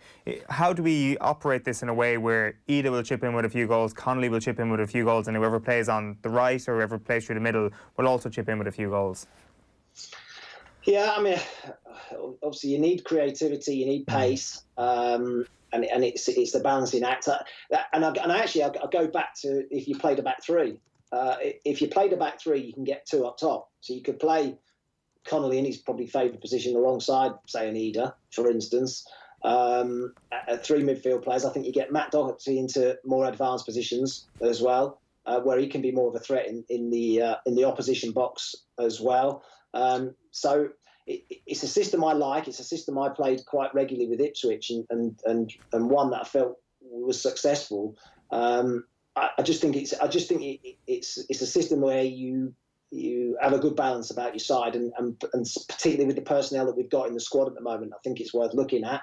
If he's not going to do that, then obviously again he's got to work that out and which way he goes. Maybe have two sort of, I don't know, number 10s if you like, alongside a big number 9, which is something I think he likes. Someone who's going to run the channels, hold the ball up, which I thought Adam did quite well last night. He didn't do badly in that respect at all. But what he needed was support and a bit quicker to him, and he didn't necessarily get that last night. So if he's got 2 sort of number 10s just off him, then that might be something that works for us. So it'd be interesting to see how it goes in the next few games. Yeah, it'd be good to see Ida with some of that play a bit closer to goal. He tended to do a lot of it around the halfway line, I thought. But just you mentioned the system, Matt, and there's been a huge amount of debate, obviously, about Matt Doherty versus Seamus Coleman. Essentially, we were talking to, as Eoin mentioned, Kenny Cunningham a bit earlier on, and he was saying it's not a case of getting the 2 of them in the team, that you got to pick one, back your man, and he's your guy. What do you think? If he is going to stick with that system, if it's going to be 4-3-3, is there room to get the 2 of them in, maybe Doherty in a more advanced role, or does he have to just do as Kenny says and pick his man and back his man? No, I think that's right. I think it's you pick one or the other. I think if he changes his system, then I think you can play both, because I think you can play Seamus in a back 3, which is something that he's done for Everton. So if he was to play a back 3, then absolutely I think you can play both of them. And I think you've got someone in Seamus who, all right, he's not the biggest, but he's someone who's comfortable on the ball. And can play out from the back, and I think that's important as well. If you're going to play a back 3, that your 2 wider centre halves are very good on the ball to get you going. So if you change the system and went that way, then easily you could play Coleman on the right side of a back 3, and then Matt on that right wing back position. But if he's going to stick with a back 4, I think it's one or the other. Right, and I get the sense that you're leaning slightly towards giving Matt Doherty another chance, Matt. And absolutely. Yeah, absolutely. I think, you can't. It's difficult to judge him on one game, one performance. So absolutely, you should get more opportunities. And it seems then that if you're picking the team for Sunday, it seems just a positional switch between Hourhan and McCarthy is what you want to see. Is there anything else on top of that? Would there be anybody new you'd bring into the starting 11? Well, David McGoldrick might be fit. Yeah. So I think you'd probably select him if he was. But other than that, no, I can't see too many changes now. Matt Holland, great chatting to you as always. Thanks a million for taking the call. You too. Speak to you soon. Cheers, Matt Holland there on the line. Right, just to let you know that Longines Irish Champions Weekend is happening next week. Unfortunately, there won't be any crowds. But this year, thanks to Race and Stay and the Irish National Stud, we've got some tickets to give away this morning to next year's Champions Weekend. The winner of those will also be entered into the draw to win 2 nights in the 4-star West Grove Hotel and Spa, with arrival on either Friday 11th or Saturday 12th of September, so next week, including breakfast and a round of golf in Ratsala Golf Club, with transport to Ratsala and back from the hotel included. The overall prize also includes a trip to the Irish National Stud. It's an absolutely fantastic prize. Adrian, I guess from what we've learned this morning, Matt Holland, I think it's fair to say, would like to see an overhaul in the system and move to 3 at the back with wing backs on top of that. Probably not going to happen. It's interesting, though, that he's gone for a more nuanced take in the midfield, that he would like to see James McCarthy playing further forward and Conor Hourhan sitting a little bit deeper. Yeah, like the urge is to just go, McCarthy wasn't on it last night, get him out of there, isn't it? And like Brady comes on and is lively and maybe he's just a like-for-like replacement. Yeah, we'll see. We'll see how it pans out over the next while. Like, we're also looking at this thing as a very rigid, he's going to play that system and that's what we do. And like also certainly one thought that's in my mind is like we're talking about Kenny was very much for it, and Matt Holland, and who the hell am I to speak against the two lads with the number of caps they have and the experience that they have, two proper football men on, who am I to go against them? But like, do we have to pick our man and go for it? Like, is there an option to say, listen, against Finland, it's going to be a different proposition. They're going to be, we have more capacity to get at them a bit. Now, maybe this is more of a case for actually playing Matt Doherty than it is Seamus Coleman, but like, is there a horses for courses solution where you can sit down with both players and say, there are times where I'm going to play you and there are times where I'm going to play you, and you need both of you to understand the system and to understand that you may or may not be on the team and be bought into that. Like, I also think that there's nobody better to drop than Seamus Coleman in terms of his personality. Yeah, like I think he's never going to check out of things. So I don't know. Like, maybe Stephen Kenny doesn't even know. He probably doesn't. I mean, it's a very, very tricky call. I think that if you're playing a back five, as Matt Holland says, Matt Doherty probably gets a nod. You probably get them both into the team. But if you're playing a back four and that is Stephen Kenny's philosophy, you can't cop out. You have to make a decision on the two of them. And I think everybody would applaud him on making that call last night. And I don't think too many people would disagree with him if he stuck with Matt Doherty, despite the fact that he didn't reach his own levels of performance last night. And he'll be the first person to admit that, I'd imagine. But there'll be plenty more discussion of that. And before we wrap up this morning, we'll have Nathan Murphy with us to give us his take on who should start for Ireland on Sunday. Now, though, we're turning our attention to the big game tonight. It is Leinster against Munster in the Pro 14. Alan Quinlan, a very good morning to you. Morning, lads. How are you? Very well. Let's get straight into this. So there's been a few words from Leo Cullen yesterday in his pre-match press conference talking about the Roman Salanoa situation, the prop who joined Munster. He won't be involved this weekend. But Cullen essentially suggested that he reneged on a verbal agreement with Leinster. It is very rare that we see shots fired from Leo Cullen, but shots were certainly fired yesterday. Yeah, they were. He's not happy. I suppose he's with Tadhg Furlong being injured and probably the way and the manner in which that played out. You know, he's clearly said it was a little bit surprising that it came out yesterday, but I suppose he was asked about Kieran Parker signing him, and he's not happy. And it's probably the first time we've heard Leo Cullen speak about his frustration about some of Leinster players moving to other provinces, and certainly this one irked him a little bit. I think it was probably the frustration of losing Tom Clarkson to Connacht as well. So it's frustrating for them. Or Jack Ainger, sorry, apologies. Tom Clarkson is still with him. Jack Ainger leaving as well, and it's part and parcel of the business. But he didn't sound too pleased with it, and I can understand a little bit his frustration. But that's the nature of the game, really. That you know, players move on, and Roman Salanoa obviously changed his mind and wanted to go to Munster.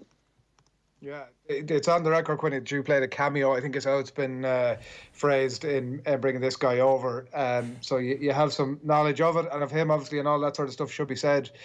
You don't see Leo Cullen that angry that often. I can't really remember sort of, and as you say, he was asked about it, but he could have obviously dealt a straight bat here. And the thing he seemed to focus in on is that Roman Salanoa gave him his word and then went against his word, and it's hugely upsetting to him. And people always talk about Leinster and the vast reserves that they have and the conveyor belt of talent and how they're feeding other teams. You only had to look at the Ulster game last weekend to see the manifestation of that. But this is clearly something that's very irked him very much, and something in your experience that is unusual or not? It is unusual. I think I've seen maybe in my time players, agree contracts and agree to extend, and their heads are turned by another offer or another move, or they reflect on it a bit, and I think it's a little bit unfair on the player himself that he seems now like that his word isn't his bond, and he's been, he came into the country a few years ago not knowing anybody, struggling with a whole new culture, got an opportunity by the IRFU, and effectively he was an IRFU player who was put into the Leinster Academy to monitor his development and hope that in a couple of years' time that he would become, if there was potential there, that he would become available to Ireland. That was the whole purpose of bringing the player over. He became available through different contexts in Hawaii, and he was playing rugby in America. So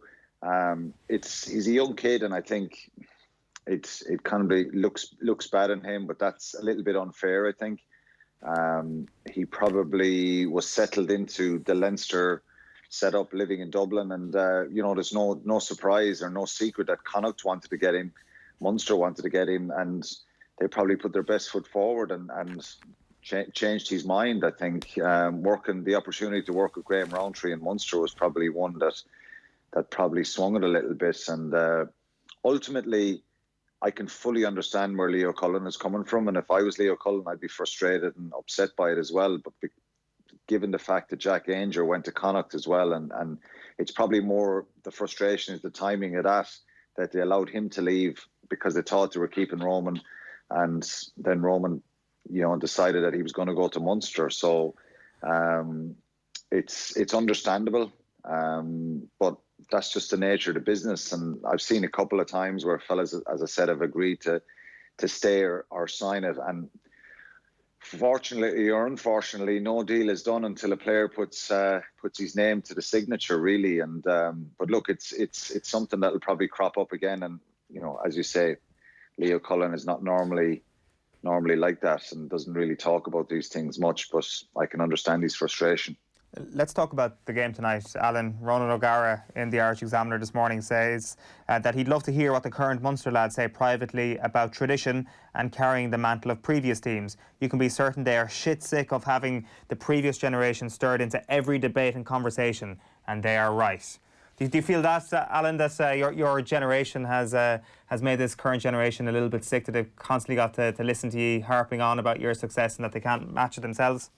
It's the same in any sport. I think when you look at the success that Manchester United had for such a long period, and obviously we didn't win the same amount of trophies the previous Munster side that I played on, but we were knocking on the door year after year, and each year before Europe we were put down as probably potential winners for probably 8-10 years, and we were thereabouts for a long time. And it's just the nature of the business, again, as I said, that that's a pressure. And I've often said this over the years, it's a little bit unfair that they've probably had to carry that burden and weight of previous success, but it is what it is. It's there, and you'll always get comparisons to previous teams who've had success, and there's probably a frustration amongst the players, the coaching staff, Munster fans, that Munster haven't won a trophy since 2011, and probably at the end of that period, around that time, you wouldn't have said that, well, Munster won't win anything for another 8 or 9 years, and that's just the way it is, and that's the kind of pressure and expectations there. And I'm sure the players are sick of listening to it, and they want to try and win themselves. And there's certainly they're certainly trying to close that gap. They've come up against the Leinster side who have been through a very, very successful period. You go back to 2015. 16, I think, when no Irish province made the knockout stages, and there was a bit of doom and gloom about the Irish provinces going forward in Europe, given the money that was in France and some of the English clubs. And Leinster have flipped that perception upside down, and with all their homegrown players and the talent they've produced, they've gone on to have fantastic success, and looks like they'll, on paper, and they'll win Pro 14 and Europe again this year. So that's probably frustrating as well, because your biggest rivals have massive success and you're not winning. So there is pressure, and there is they've got to live and deal with that. The previous Munster side success and their biggest rival success at the moment, and nobody can do anything about that, only themselves and the organisation, I think, and that's not going to change until they win a trophy. Quinny, I mean, what I should say, obviously, and I would say that we're all fed up listening to how great that Munster side was, including yourself.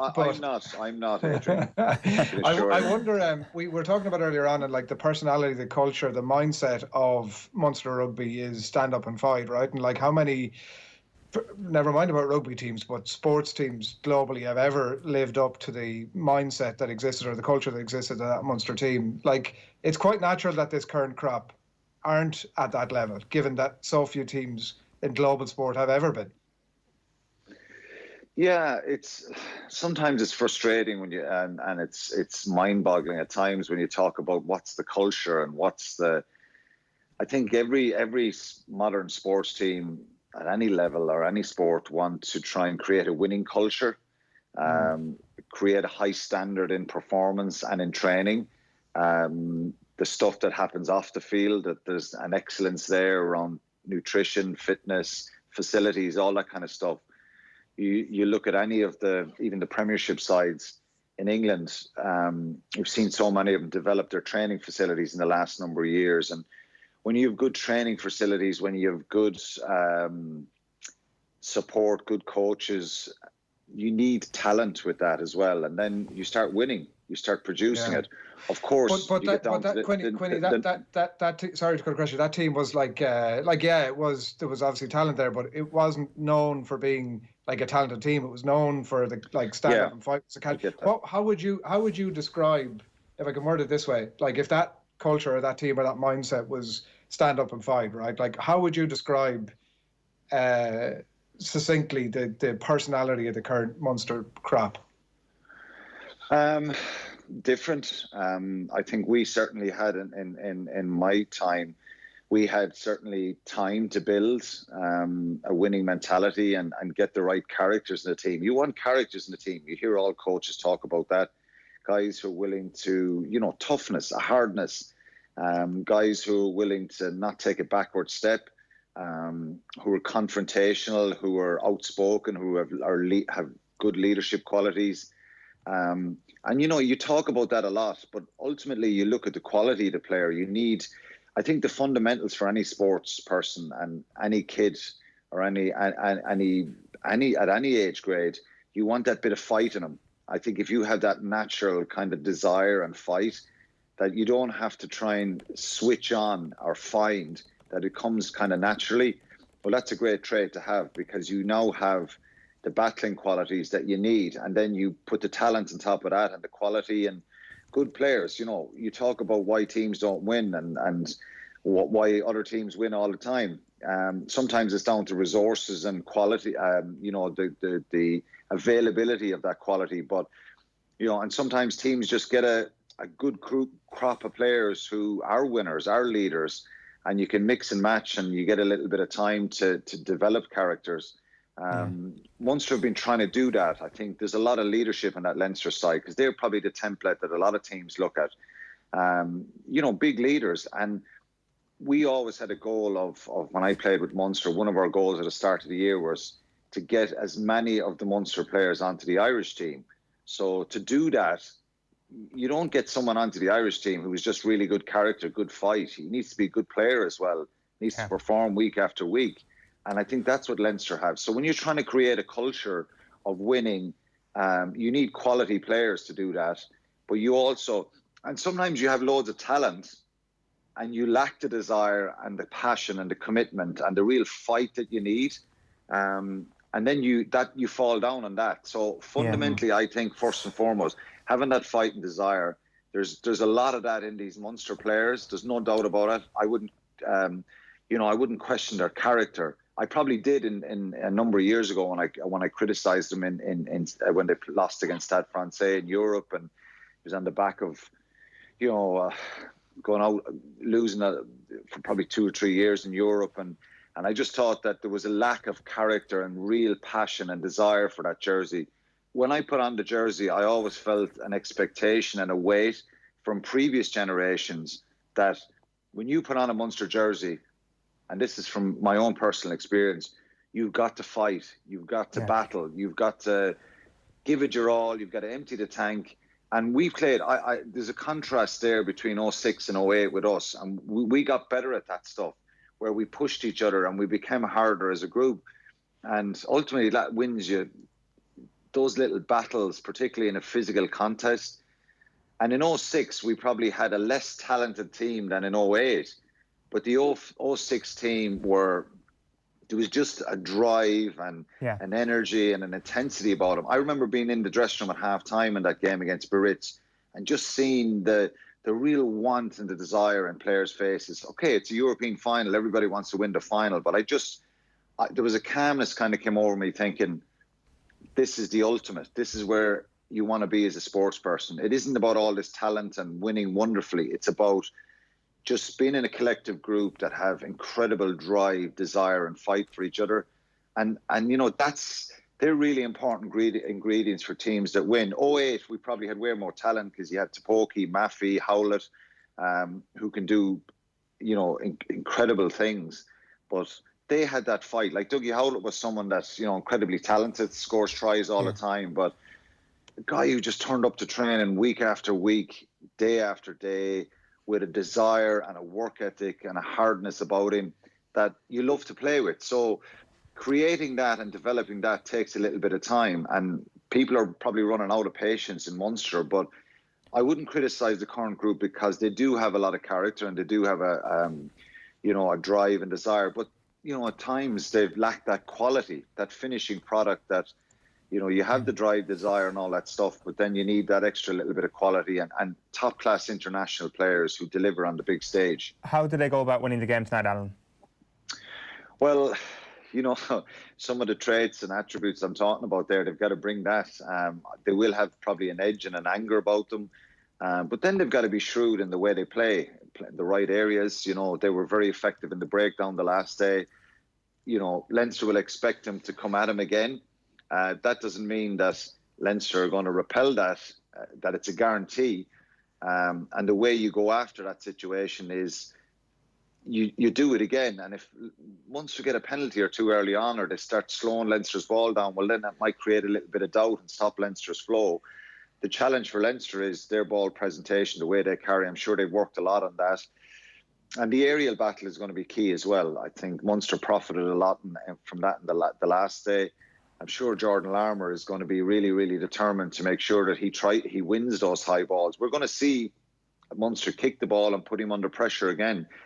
And, you know, Munster, how do they go? How do they win it? Well, they've probably got to get an 8 or 9, 9.5 out of 10 performance and push Leinster back to a 6 or 7 performance to win the game, which is easier said than done. But the only way and only chance you have against Leinster is you've got to be in their face, and you've got to play sensible rugby. And the biggest strength Leinster have, in my opinion, is they have a real calmness about their performance when, even though sometimes they may not have a lot of possession, they just know when to strike. And when they get into that attacking zone, they're accurate, and you just feel, and this is probably one of the things that was said about the Munster teams that I played, and you just felt sometimes when I played, and even we felt it as players when we got into the attacking zones, you just felt the opposition knew what was coming. They knew that we were not leaving here without a score, and Leinster have that. So, you know, Munster have got to be really resilient in those areas when Leinster get into their 22, that they don't give up easy opportunities, and maybe they force a big turnover or come up with a big play. But, you know, they have a lot of good players. I think the concern is probably in the front 5 area.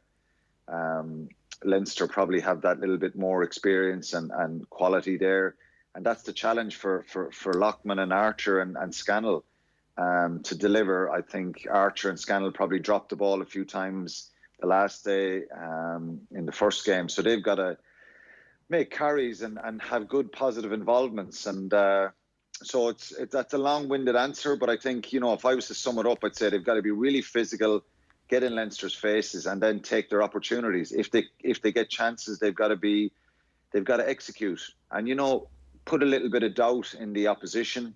When you put doubt in the opposition when you do that, but they just can't afford Leinster to have this 10 or 15 minute period where they just change gears, which they're so good at doing.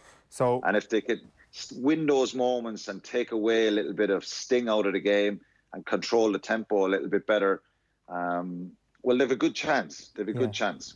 So a Leinster-Ulster final is what I'm hearing here. I presume you're picking Ulster. Well, look, I think that's someone said to me the other day, Munster can't keep losing to Leinster, can they? Well, they can, because Leinster are so good. But one of the days, they're going to get... I just don't know if it's tonight. I feel that they certainly have a great chance. I think Dialinde gives them a great opportunity. JJ Hanran has to play really well at 10 and make good decisions and make positive decisions under pressure. But you just suspect that it's going to be the same old story, that Leinster are just going to have that extra gear at times to get over the line. And also to get the job done? I think that's more difficult. It's a very difficult situation. I think Edinburgh are going to win that game. Ulster's form the last 2 weeks would concern me. I hope I'm wrong. I hope it's a Munster-Ulster final. I'm sure the Leinster fans that are watching this won't agree, but it'll probably be a Leinster-Edinburgh final, I think. Alan Quinlan, great stuff. Enjoy tonight. Enjoy the weekend. Pleasure. Thanks, Quinny. Alan Quinlan there on the line previewing the weekend's rugby. Right, we're going to bring you some Stephen Kenny post-match reaction from last night in Sofia, and Nathan Murphy is on the way to pick his team for Sunday's clash with Finland. Stephen, a 1-1 draw in Bulgaria, plenty of determination, fighting spirit to fight back in the end. Some of your thoughts? Yeah, listen, certainly it was a match we'd like to win for sure. I think there was a lot of good play in the game, a lot of good attack and wing play, kept possession quite well, and we had several chances. We just couldn't capitalise on the chances that we had, but we also, to be fair, Bulgaria hit us on the break and they had a few chances as well. So we knew, because they beat the Czech Republic 1-0 here, the way they played, they're very, very difficult to break down, and they're a very good counter-attacking team. So they, certainly, considering it was such a late equaliser, you're hoping that it's a point gained, I think it's important. Great goal from Shane Duffy, absolutely terrific header, and Robbie Brady did brilliant for it, chase it down first of all, and then delivery of the corner kick. There's no way we deserve to lose the game, and we're well capable of winning it. So it's our first game after just 3 days training, so we'll have to quick turn around and get ready for Finland on Sunday. Very important we get ourselves ready for Finland. Like you said, there's only 3 days of training you've been able to implement, but there was already some fruits of that, some very good possession play. How happy were you with the way Ireland played on the ball? Listen, some good play, there's no doubt, but room for improvement still, and we'll work on that. We don't have much time, but we've got to get ready for Sunday. It's a quick turnaround. We learned quite a few things tonight, and we'll hope to improve. And obviously, it's, like you say, a quick turnaround. What's the plan now with the Finland game coming up so shortly? Yeah, like the players give everything tonight. A lot of them haven't played their first league game yet. They're still in pre-season. Bulgaria, well into their season, have played 8 games already. So I think we go back in the morning. We go back in the morning. We arrive tomorrow evening or tomorrow afternoon, and train Saturday and play Sunday. So it's a quick turnaround, but we're not complaining. It was a good opportunity. We've got to get ourselves ready for Finland, and we won't have a home support, of course. That's what you would want. You'd want a home passionate support. It was surreal here without support tonight. It was, that's my first game with that, and it was quite surreal. So it's listen. There was a lot of good points and some areas of improvement. Thank you very much, Stephen. Thank you.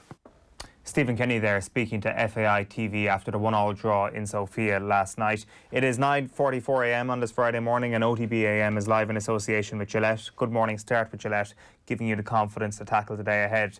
We've got live match commentary of Ireland against Finland on Sunday afternoon at 5 o'clock. Nathan Murphy will be watching it, and he is with us now. Nathan, how are you getting on? Morning, lads. We've had a big reaction this morning to the Ireland game last night. We'll put a few of these rapid-fire comments to you. Zero Nonsense has been in touch saying, Bulgaria are 9 games into their season. They're all after playing loads of games. The Irish haven't played football in months. We look fatigued, but 60% possession shows we have potential. Mick Killeen says, there was me thinking we were the new Brazil and not playing that awful English-style football. My God, the arrogance. Dave Butler says, the players are virtually still in pre-season, so there is bound to be a bit of rustiness. Midfielders will hopefully improve into the season. Brady added energy. Different take on Robbie Brady then from Peter M here, who says, it's been 4 years of Brady and Hendrick, lads. It will be 2030 and the two will still be getting a free ride. And Aaron Lennon finally says, Malumbi for Hendrick Sunday, give him a chance. What do you think should happen, Nathan?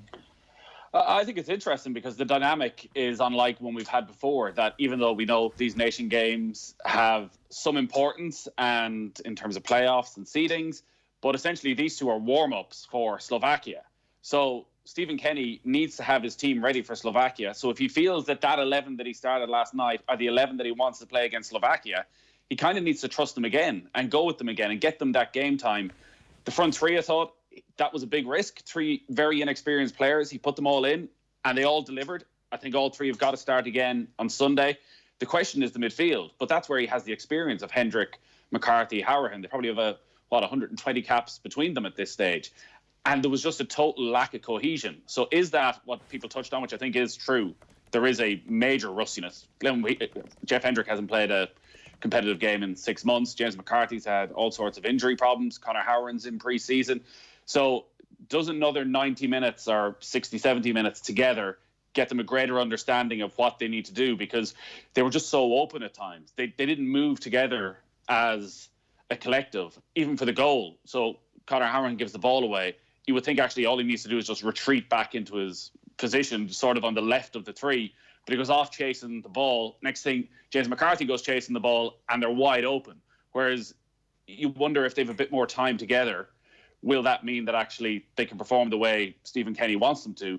Or did Stephen Kenny look at that and think, you know what, that midfield 3 isn't what I thought it was. Maybe I need a bit more energy. Maybe I need a little bit more character. Maybe I throw Jason Malumbi in there. The other young lads I threw in all delivered. So why not give Malumbi that chance? And I think that's the difficult decision for Stephen Kenny, even before you get into the fact that, yes, it is a sort of pre-season, and can these players play 2 big games in the space of 3 days? Well, what do you think should happen then? If you were to make the changes, would you make any on Sunday? I don't think so. I think I would go with the same 11 again, and then I think then it does mean that if it doesn't work, and maybe you give them the 45, and if it doesn't work for James McCarthy, if he doesn't start doing the things that Stephen Kenny needs him to do and be a bit more demanding on the ball, like James McCarthy needs to be a magnet in the middle of the pitch. Everything should be bouncing off him. But as John Giles was touching on last night, he wasn't a magnet for the ball. He was just pointing that it should go here, there and everywhere. And while Shane Duffy's getting stick and questions about whether Shane Duffy can fit into this system, like Shane Duffy shouldn't have been stepping forward 30, 40 yards. He should have been just playing a simple ball to James McCarthy. McCarthy didn't seem to want it a lot of the time. But I think you give him one more go. This is what Stephen Kenny believes in. You give him one more go. And if you need to change maybe at half-time or an hour in and try something different, it does mean you're going to be going to Slovakia, maybe trying something out again. But I think, yeah, if they're fit and they're ready, you probably do go more or less with the same 11 again. The alternative is actually you change the system. Like if he does want James McCarthy to be this pivotal player, but McCarthy can't play by himself at the base because he doesn't either have the personality or the legs anymore to get around. Like, do you change to a 4-2-3-1 and actually have somebody there alongside McCarthy, a Malumbi, who will actually get around with the energy you need, and then McCarthy can be what he wants to be, which seems to be a nice little ball player who just keeps things ticking over. But the front 3 did well. So why do you want to change the front 3? Does he not have to, like, the system is an interesting one and he may well end up changing that. Like, it's his very first game and drawing any massive conclusions out of it is probably a mistake. But does he not have to get McCarthy out of there? Like, I mean, what if you flip it the other way and go, what does McCarthy have to do to get out of the team? Like, that was it last night. He's played one international game in 4 years.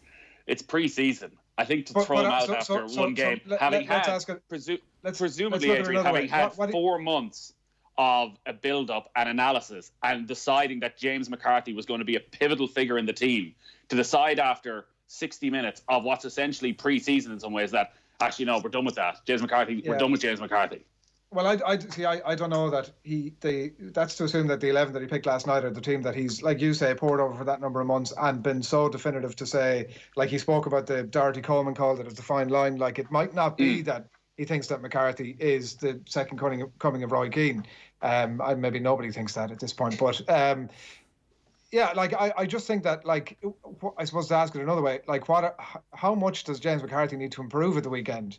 Like, do we think that improvement is there? Like that, like you say, obviously that he's got some time under his belt now. He's been out injured for a long time. Like, what could we possibly be expecting of him in terms of the improvement at the weekend?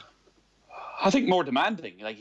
And the one thing is his personality isn't going to change, and he's not this Roy Keane type figure who demanded the ball all the time. He seems happy to sort of go quietly about his business. But I was thinking back watching him last night of the 21s and maybe where Jason Malumbi fit in, and Conor Coventry was that sort of James McCarthy figure. And okay, 21s is a far, far lower level, and maybe it's a bit easier to control things. But Coventry was that magnet. Everything went through him constantly, and they were constantly looking to pick him out, and he just kept it ticking over. That never happened last night. But maybe it happened because actually Malumbi was tucked right beside him. Whereas last night, again, Hendrick and Hourahan, they weren't that close together. The pitch was very, very wide at times for that midfield three. So you never actually saw the three of them really have those nice little triangles you would expect. So does all that fall on James McCarthy? He's certainly the one who looked the most isolated and the weakest out of the three. But maybe actually it was more of a collective issue that they haven't had much time in the training ground, and that Stephen Kenny actually feels this is the system I want, that he is still a step ahead of the alternatives, which are maybe Hourahan or Harry Arter or Jason Malumbi, even though I think he'd prefer Malumbi in the either Hourahan or Hendrick position. So these are the questions that he's facing. Again, that if he doesn't throw James McCarthy out after this game, and as you say, he goes and he doesn't perform again on Sunday, well, then you're going to have to go with something else in Slovakia with absolutely no time to plan for it. So that's why it is such a strange dynamic, this entire run of fixtures, and why it is incredibly difficult. But there's no doubt, like McCarthy, you watch McCarthy play for Crystal Palace, he can get a job done. Like, he can get around the pitch. I do wonder actually if you could move McCarthy to where Hourahan is playing and not have him in that central role and have somebody else in there where you still get what you want in terms of his technical ability, but maybe he doesn't have quite as much responsibility. That's actually what Matt Holland suggested earlier on in the show, that if you flip those two midfielders, you might have a better outcome for McCarthy. Are you concerned at all about the cover in front of the defence? Yeah, well, on last night you would be. Like, you need balance. You need balance. That, like, there was definite signs that we were getting forward more often. Like, we committed huge numbers into their half of the pitch, and when we had a bit of possession, we weren't afraid for the centre halves to step right up. But then when we lost the ball, and we lost it too often, and again, I would blame the midfield for a lot of that because they weren't supporting the front three players a lot of the time, we were miles out of position. And that is, I think that's the one worry from last night, is the one thing we sort of based a lot of the hope on, was that Kenny would get us playing a more attractive attacking style of football so we could create more chances and score more goals. I think we did that. We created more chances, albeit players didn't take them. But we were also basing it on the fact we had this very solid defence that, as Stephen Kenny reckons, is one of the 10 best in Europe. But were they actually a very strong, solid defence because all they had to do was defend? That it was this constant backs to the wall job. They never left the edge of their own area. So actually, they didn't have to overly think about things. Like, again, that's on the judgment of one game, and they've all shown at club level they can do otherwise. But I think that's the one thing you would look last night and go, well, geez, if we're going to start conceding more goals, what did we concede in the last campaign? Maybe 5 goals in 8 matches. We only scored 7, but we only conceded 5, so we were able to get away with things. Whereas if suddenly we're starting to concede a few goals, you've got to be worried. But you've got to expect it's going to be a lot tighter, and particularly at home on Sunday, that I would expect a far better level of performance. Yeah, I think that the top 10 thing, it wasn't hyperbole. I think that, 3 out of 4 of them play for clubs that finished in the top 9 in the Premier League last season and start for them, and our standout performance for them. I hate to come back to this debate all the time, but it is actually quite interesting. In the aftermath of last night is the trust in Matt Doherty. I think it's the correct decision to put the trust in him last night, to give him a go. And I see your logic completely, that you have to be sure about dropping somebody, and to be sure maybe give somebody 180 minutes. And we know that Seamus Coleman will do a job. So if you decide that Matt Doherty isn't working, then after 180 minutes you'll have a greater sense of that. What's your hunch on that though, Nathan? Is your hunch that because we're in a back four here where it is fairly obvious that Matt Doherty is not going to have the same level of attacking output as he would, say, in a Wolves jersey, or he may have in a Tottenham jersey, who knows, that he's kind of limited in this system. That I guess those full-backs... Did we expect a little bit more from them? Did we expect Matt Doherty to be popping up in more offensive positions and helping out O'Dowd a bit more? Possibly, but sometimes games just have a certain pattern, and actually Enda Stevens did get forward an awful lot on the other side. Yeah. Most of our best attacks came through that Connolly-Stevens axis, whereas whether it was that Matt Doherty wasn't on his game or just the flow of the match was that they never got that chance. Matt Doherty didn't do anything wrong last night. If Seamus Coleman played, it may have been the exact same performance. So again, to throw him out after one match, and I understand, say, what Kevin Kilbane was saying, that like Matt Doherty is not a traditional right back, that if you're playing a flat back four, you have to have Seamus Coleman. And I did wonder at times whether he might almost flip them game to game in that away from home in matches like last night. Do you just go with Seamus Coleman, where you know you're not going to get forward as often, and he can do it, but actually you just want someone who's very solid at the back and also is a brilliant organiser. That is the one thing when I look at this Irish team of where are the characters and the personalities, maybe away from Duffy and Egan, that who are the really loud voices who are getting at players. You don't need somebody barking all the time, but that is Coleman. Like, Coleman is the leader. He's the captain. He is the spiritual leader of that group. The respect that is in that side for Seamus Coleman. And I think they missed that a little bit last night. When he sees a little bit of a lack of organisation, he can be that on-game manager. But I still don't think it'll be enough to get him back in on Sunday. Again, I think at home, you would expect Matt Doherty to get a lot more of the ball in the opposition side of the pitch. But it's always going to be difficult for Matt Doherty because he was at a Wolves side that were so well drilled. We touched on this earlier in the week when he was moved to Spurs. You watch Wolves, you know what you're going to get. These long diagonal balls from the centre halves over the opposition's left back. Matt Doherty chests it down, little ball forward to Adama Traore. They do that 10 times per game. You're not probably going to get that with Ireland. Like, he's coming from a far deeper position. So that's going to take him a little bit of time. But maybe actually the move to Tottenham from an Irish point of view is perfect, because it may well be a similar-ish role that he ends up playing there. But again, like, did he do anything wrong? Not really. He just wasn't the Matt Doherty that we've seen at times from Wolves this season.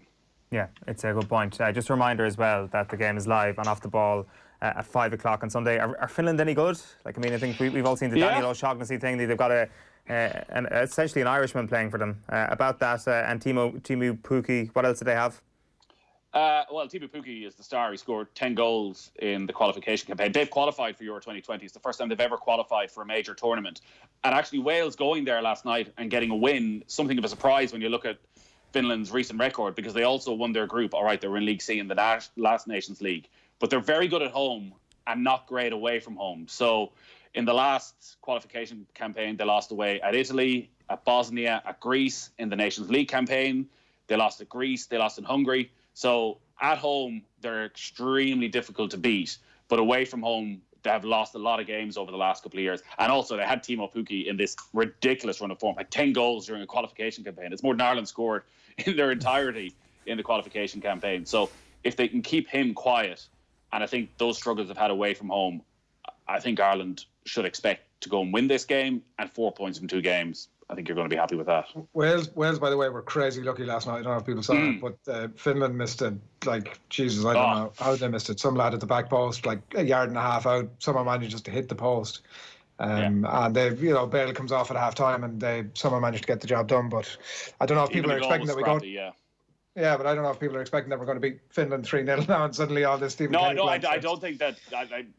Again, people are probably thinking of Finland traditionally as one of the weaker countries, but this is as good a team as Finland have ever had. All right, they don't have the individuals of a Jari Litmanen or Sami Hupia, but Teemu Pukki is doing it at an international level all the time. But I do think when you look at that record away from home, like, generally they haven't drawn games. They win all their home matches. They lose a good few of their away matches, and they beat all the lesser teams in their group is what they've done, and that's been enough to see them through. Yeah, which is us. Absolutely. Are we? All right, it's time for a rapid-fire version of Deal or No Deal. I signed for them after the Euros, and after my first day's training, I was driving home. I was actually thinking, regretting it. What have I done? Like, I walked into a circus. It's amazing, isn't it? All right. Nathan Murphy, bestow upon us your transfer market wisdom in rapid-fire version this morning. Lionel Messi's father has spent a second day negotiating with Barcelona over his son's potential exit, according to Sky Sports. Is Messi going to go or stay exactly where he is? Stay exactly where he is. I've been steadfast on this. I know we've had every expert under the sun on OTB AM over the last week telling us what's going to happen. They've got all the insight. I don't care for that. It just can't happen. He's going to stay. He's going to stay for this season anyways. Did you not give him an 8 out of 10 to join Manchester City? But I'd previously given him a 7 out of 10 to stay, and then I was asked if he's then I was asked if he's to leave, where is he to go? So I had predicted he would stay, but I was asked if he was to leave out of 10, where would he go? That wasn't the question, but we could dig that clip up some other time. Manchester United's England defender Chris Smalling looks set to join Roma on a permanent basis. Elsewhere, Manchester United are attempting to finalise Borussia Dortmund winger Jadon Sancho's salary and agent fees before making a bid for the 20-year-old England star. Do we think this has a chance of happening? Andy Mitten wasn't completely ruling it out on the show earlier in the week, but said it will likely depend on the player forcing the issue, Nathan. I thought we were done with this. I thought with the signing of Denny van de Beek that we had all moved on with our lives, but it seems not. And when you look at some of the stories in the papers today about the collapse of the Chinese rights deal, the amount of money that Premier League teams are going to lose in matchday revenue, you do again question where this money can come from Manchester United, Chelsea, any of these clubs to go and spend 110 million maybe on somebody like Jadon Sancho. They obviously feel confident they can get it done. There's been little to suggest so far that Sancho is going to force it through. Borussia Dortmund, just such nice people, such a great club. Do you want to be that guy? Do you want to be that guy hated by the Borussia Dortmund fans? By the way, when did I go to sleep and wake up 20 years later? When did clubs start doing farewell videos? Oh, whatever about the farewell video. The open letter from Edwin van der Sar to the people of Manchester to take care of our little baby Donny. Do me a favour. Come on. Where would Ajax rank in your most insufferable clubs after that stunt, Nathan? I had a lot of love for Ajax, but that's just... No, it has to be said, the love letter goodbye, the video, and was it and Rio Ferdinand's welcome of Donny van de Beek both outstripped Manchester United's welcome of Donny van de Beek. I'm sure Van de Beek will be delighted that Rio Ferdinand has given him the green light to actually go ahead and join the club. On Liverpool, Gini Wijnaldum refused to entertain questions about his future on Thursday. The Liverpool midfielder is out of contract next summer and continues to be linked with a move to Barcelona in this window. Will he stay or go? And how important is he to Liverpool's success? A lot of momentum behind it now, so you're having this probably as a 8 heading to 9 out of 10, and the fact he hasn't signed a new contract so far, and that Liverpool are in for Thiago, even though they do seem like very different players. There's always been a lack of appreciation for what Gini Wijnaldum does. Questions, does he score enough goals? But he scores big goals, and he is a big part of that energy of that Liverpool midfield. There are always questions about, say, the class of that Liverpool midfield, but the feeling that Klopp wants something else. He wants players like Henderson and Wijnaldum who are constantly there, sniping, winning the ball back in dangerous areas. So I think Liverpool fans would be right to be upset if he were to go, because, all right, bringing in Thiago is strengthening, but you're sort of just cancelling it out if you lose Gini Wijnaldum. Liverpool will not let 23-year-old Welsh midfielder Harry Wilson leave on loan again, despite interest from Newcastle, Leeds and Southampton, according to the Liverpool Echo. Should Liverpool fans expect to see more of Wilson around the first team this season, and is he good enough to provide the necessary depth? Well, he was in and out of the Bournemouth side last season. Pretty average Bournemouth side. He's obviously deadly from set pieces. Maybe they do feel with the amount of games they need to have bodies around the place. But Liverpool have been brilliant at getting top price for players like this, so I wouldn't be surprised if they just let it hang around for a while. Maybe he's on the bench for a few of these games at the start of the season, but before, the 6th of October, they somehow managed to get 30 million quid off somebody for Harry Wilson. And then finally former Liverpool striker Luis Suarez has reportedly gotten in touch with prospective Juventus teammate Giorgio Chiellini to clear the air after his World Cup bite, according to TalkSport. Is Luis Suarez then on his way to Juventus, and would he make the difference for them as they ultimately look to win the Champions League? Sorry, is there more to this speculation other than him calling your man to apologise for biting him?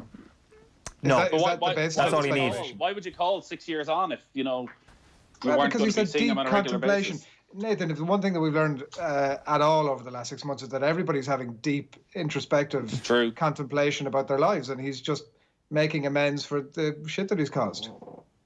Maybe. Yeah. Is this on the basis that Ronaldo stays or goes from Juventus? This is on the basis that he stays. Okay. Yeah. Like you would love to see Luis Suarez of 4 or 5 years ago playing anywhere, but there's been little sign of that. So I really don't think he is going to make the difference for Juventus. Yeah, nice move. Good. Experienced pro, bit of character. Go back to Liverpool. Liverpool fans would love to have him back. If you could get Suarez... Leicester City, Nathan. Leicester City. Yeah. Back to Brendan. United. Yeah. Well, he got the best out of him, didn't he? He made him.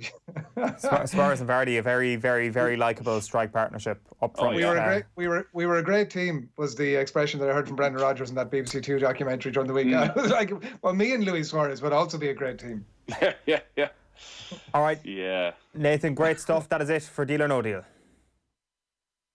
I signed for them after the Euros, and after my first day's training, I was driving home. I was actually thinking, regretting it, what have I done? Like I walked into a circus. It's amazing, isn't it? We're almost out of time, but just to let you know that if you're one of those people missing your dose of gridiron news, game reaction and analysis, be sure to sign up to our American football newsletter, OTB Club Gridiron. We've got the latest off-season American football news from both Ireland and the USA from offtheball.com, as well as podcasts and long and short form video content all included. You can subscribe at offtheball.com/Club Gridiron and enjoy all that OTB Club Gridiron has to offer. Adrian, thanks a million for everything this morning. Same time, same place, next Friday morning here on OTB AM. We are back on your radios tonight, though, from 7 o'clock tonight. And Ireland against Finland, as we've been mentioning, is live from 5 o'clock on Off the Ball on Sunday. If you haven't already got the OTB Sports app, get it now. Search OTB Sports in your App Store or your Google Play Store. OTB AM has been live in association with Gillette. Good morning, start with Gillette, giving you the confidence to tackle the day ahead. I'll chat to you on Monday morning at 7:30. Have a good weekend. OTB AM. With Gillette, we don't just play the game, we change it. Gillette, made of what matters.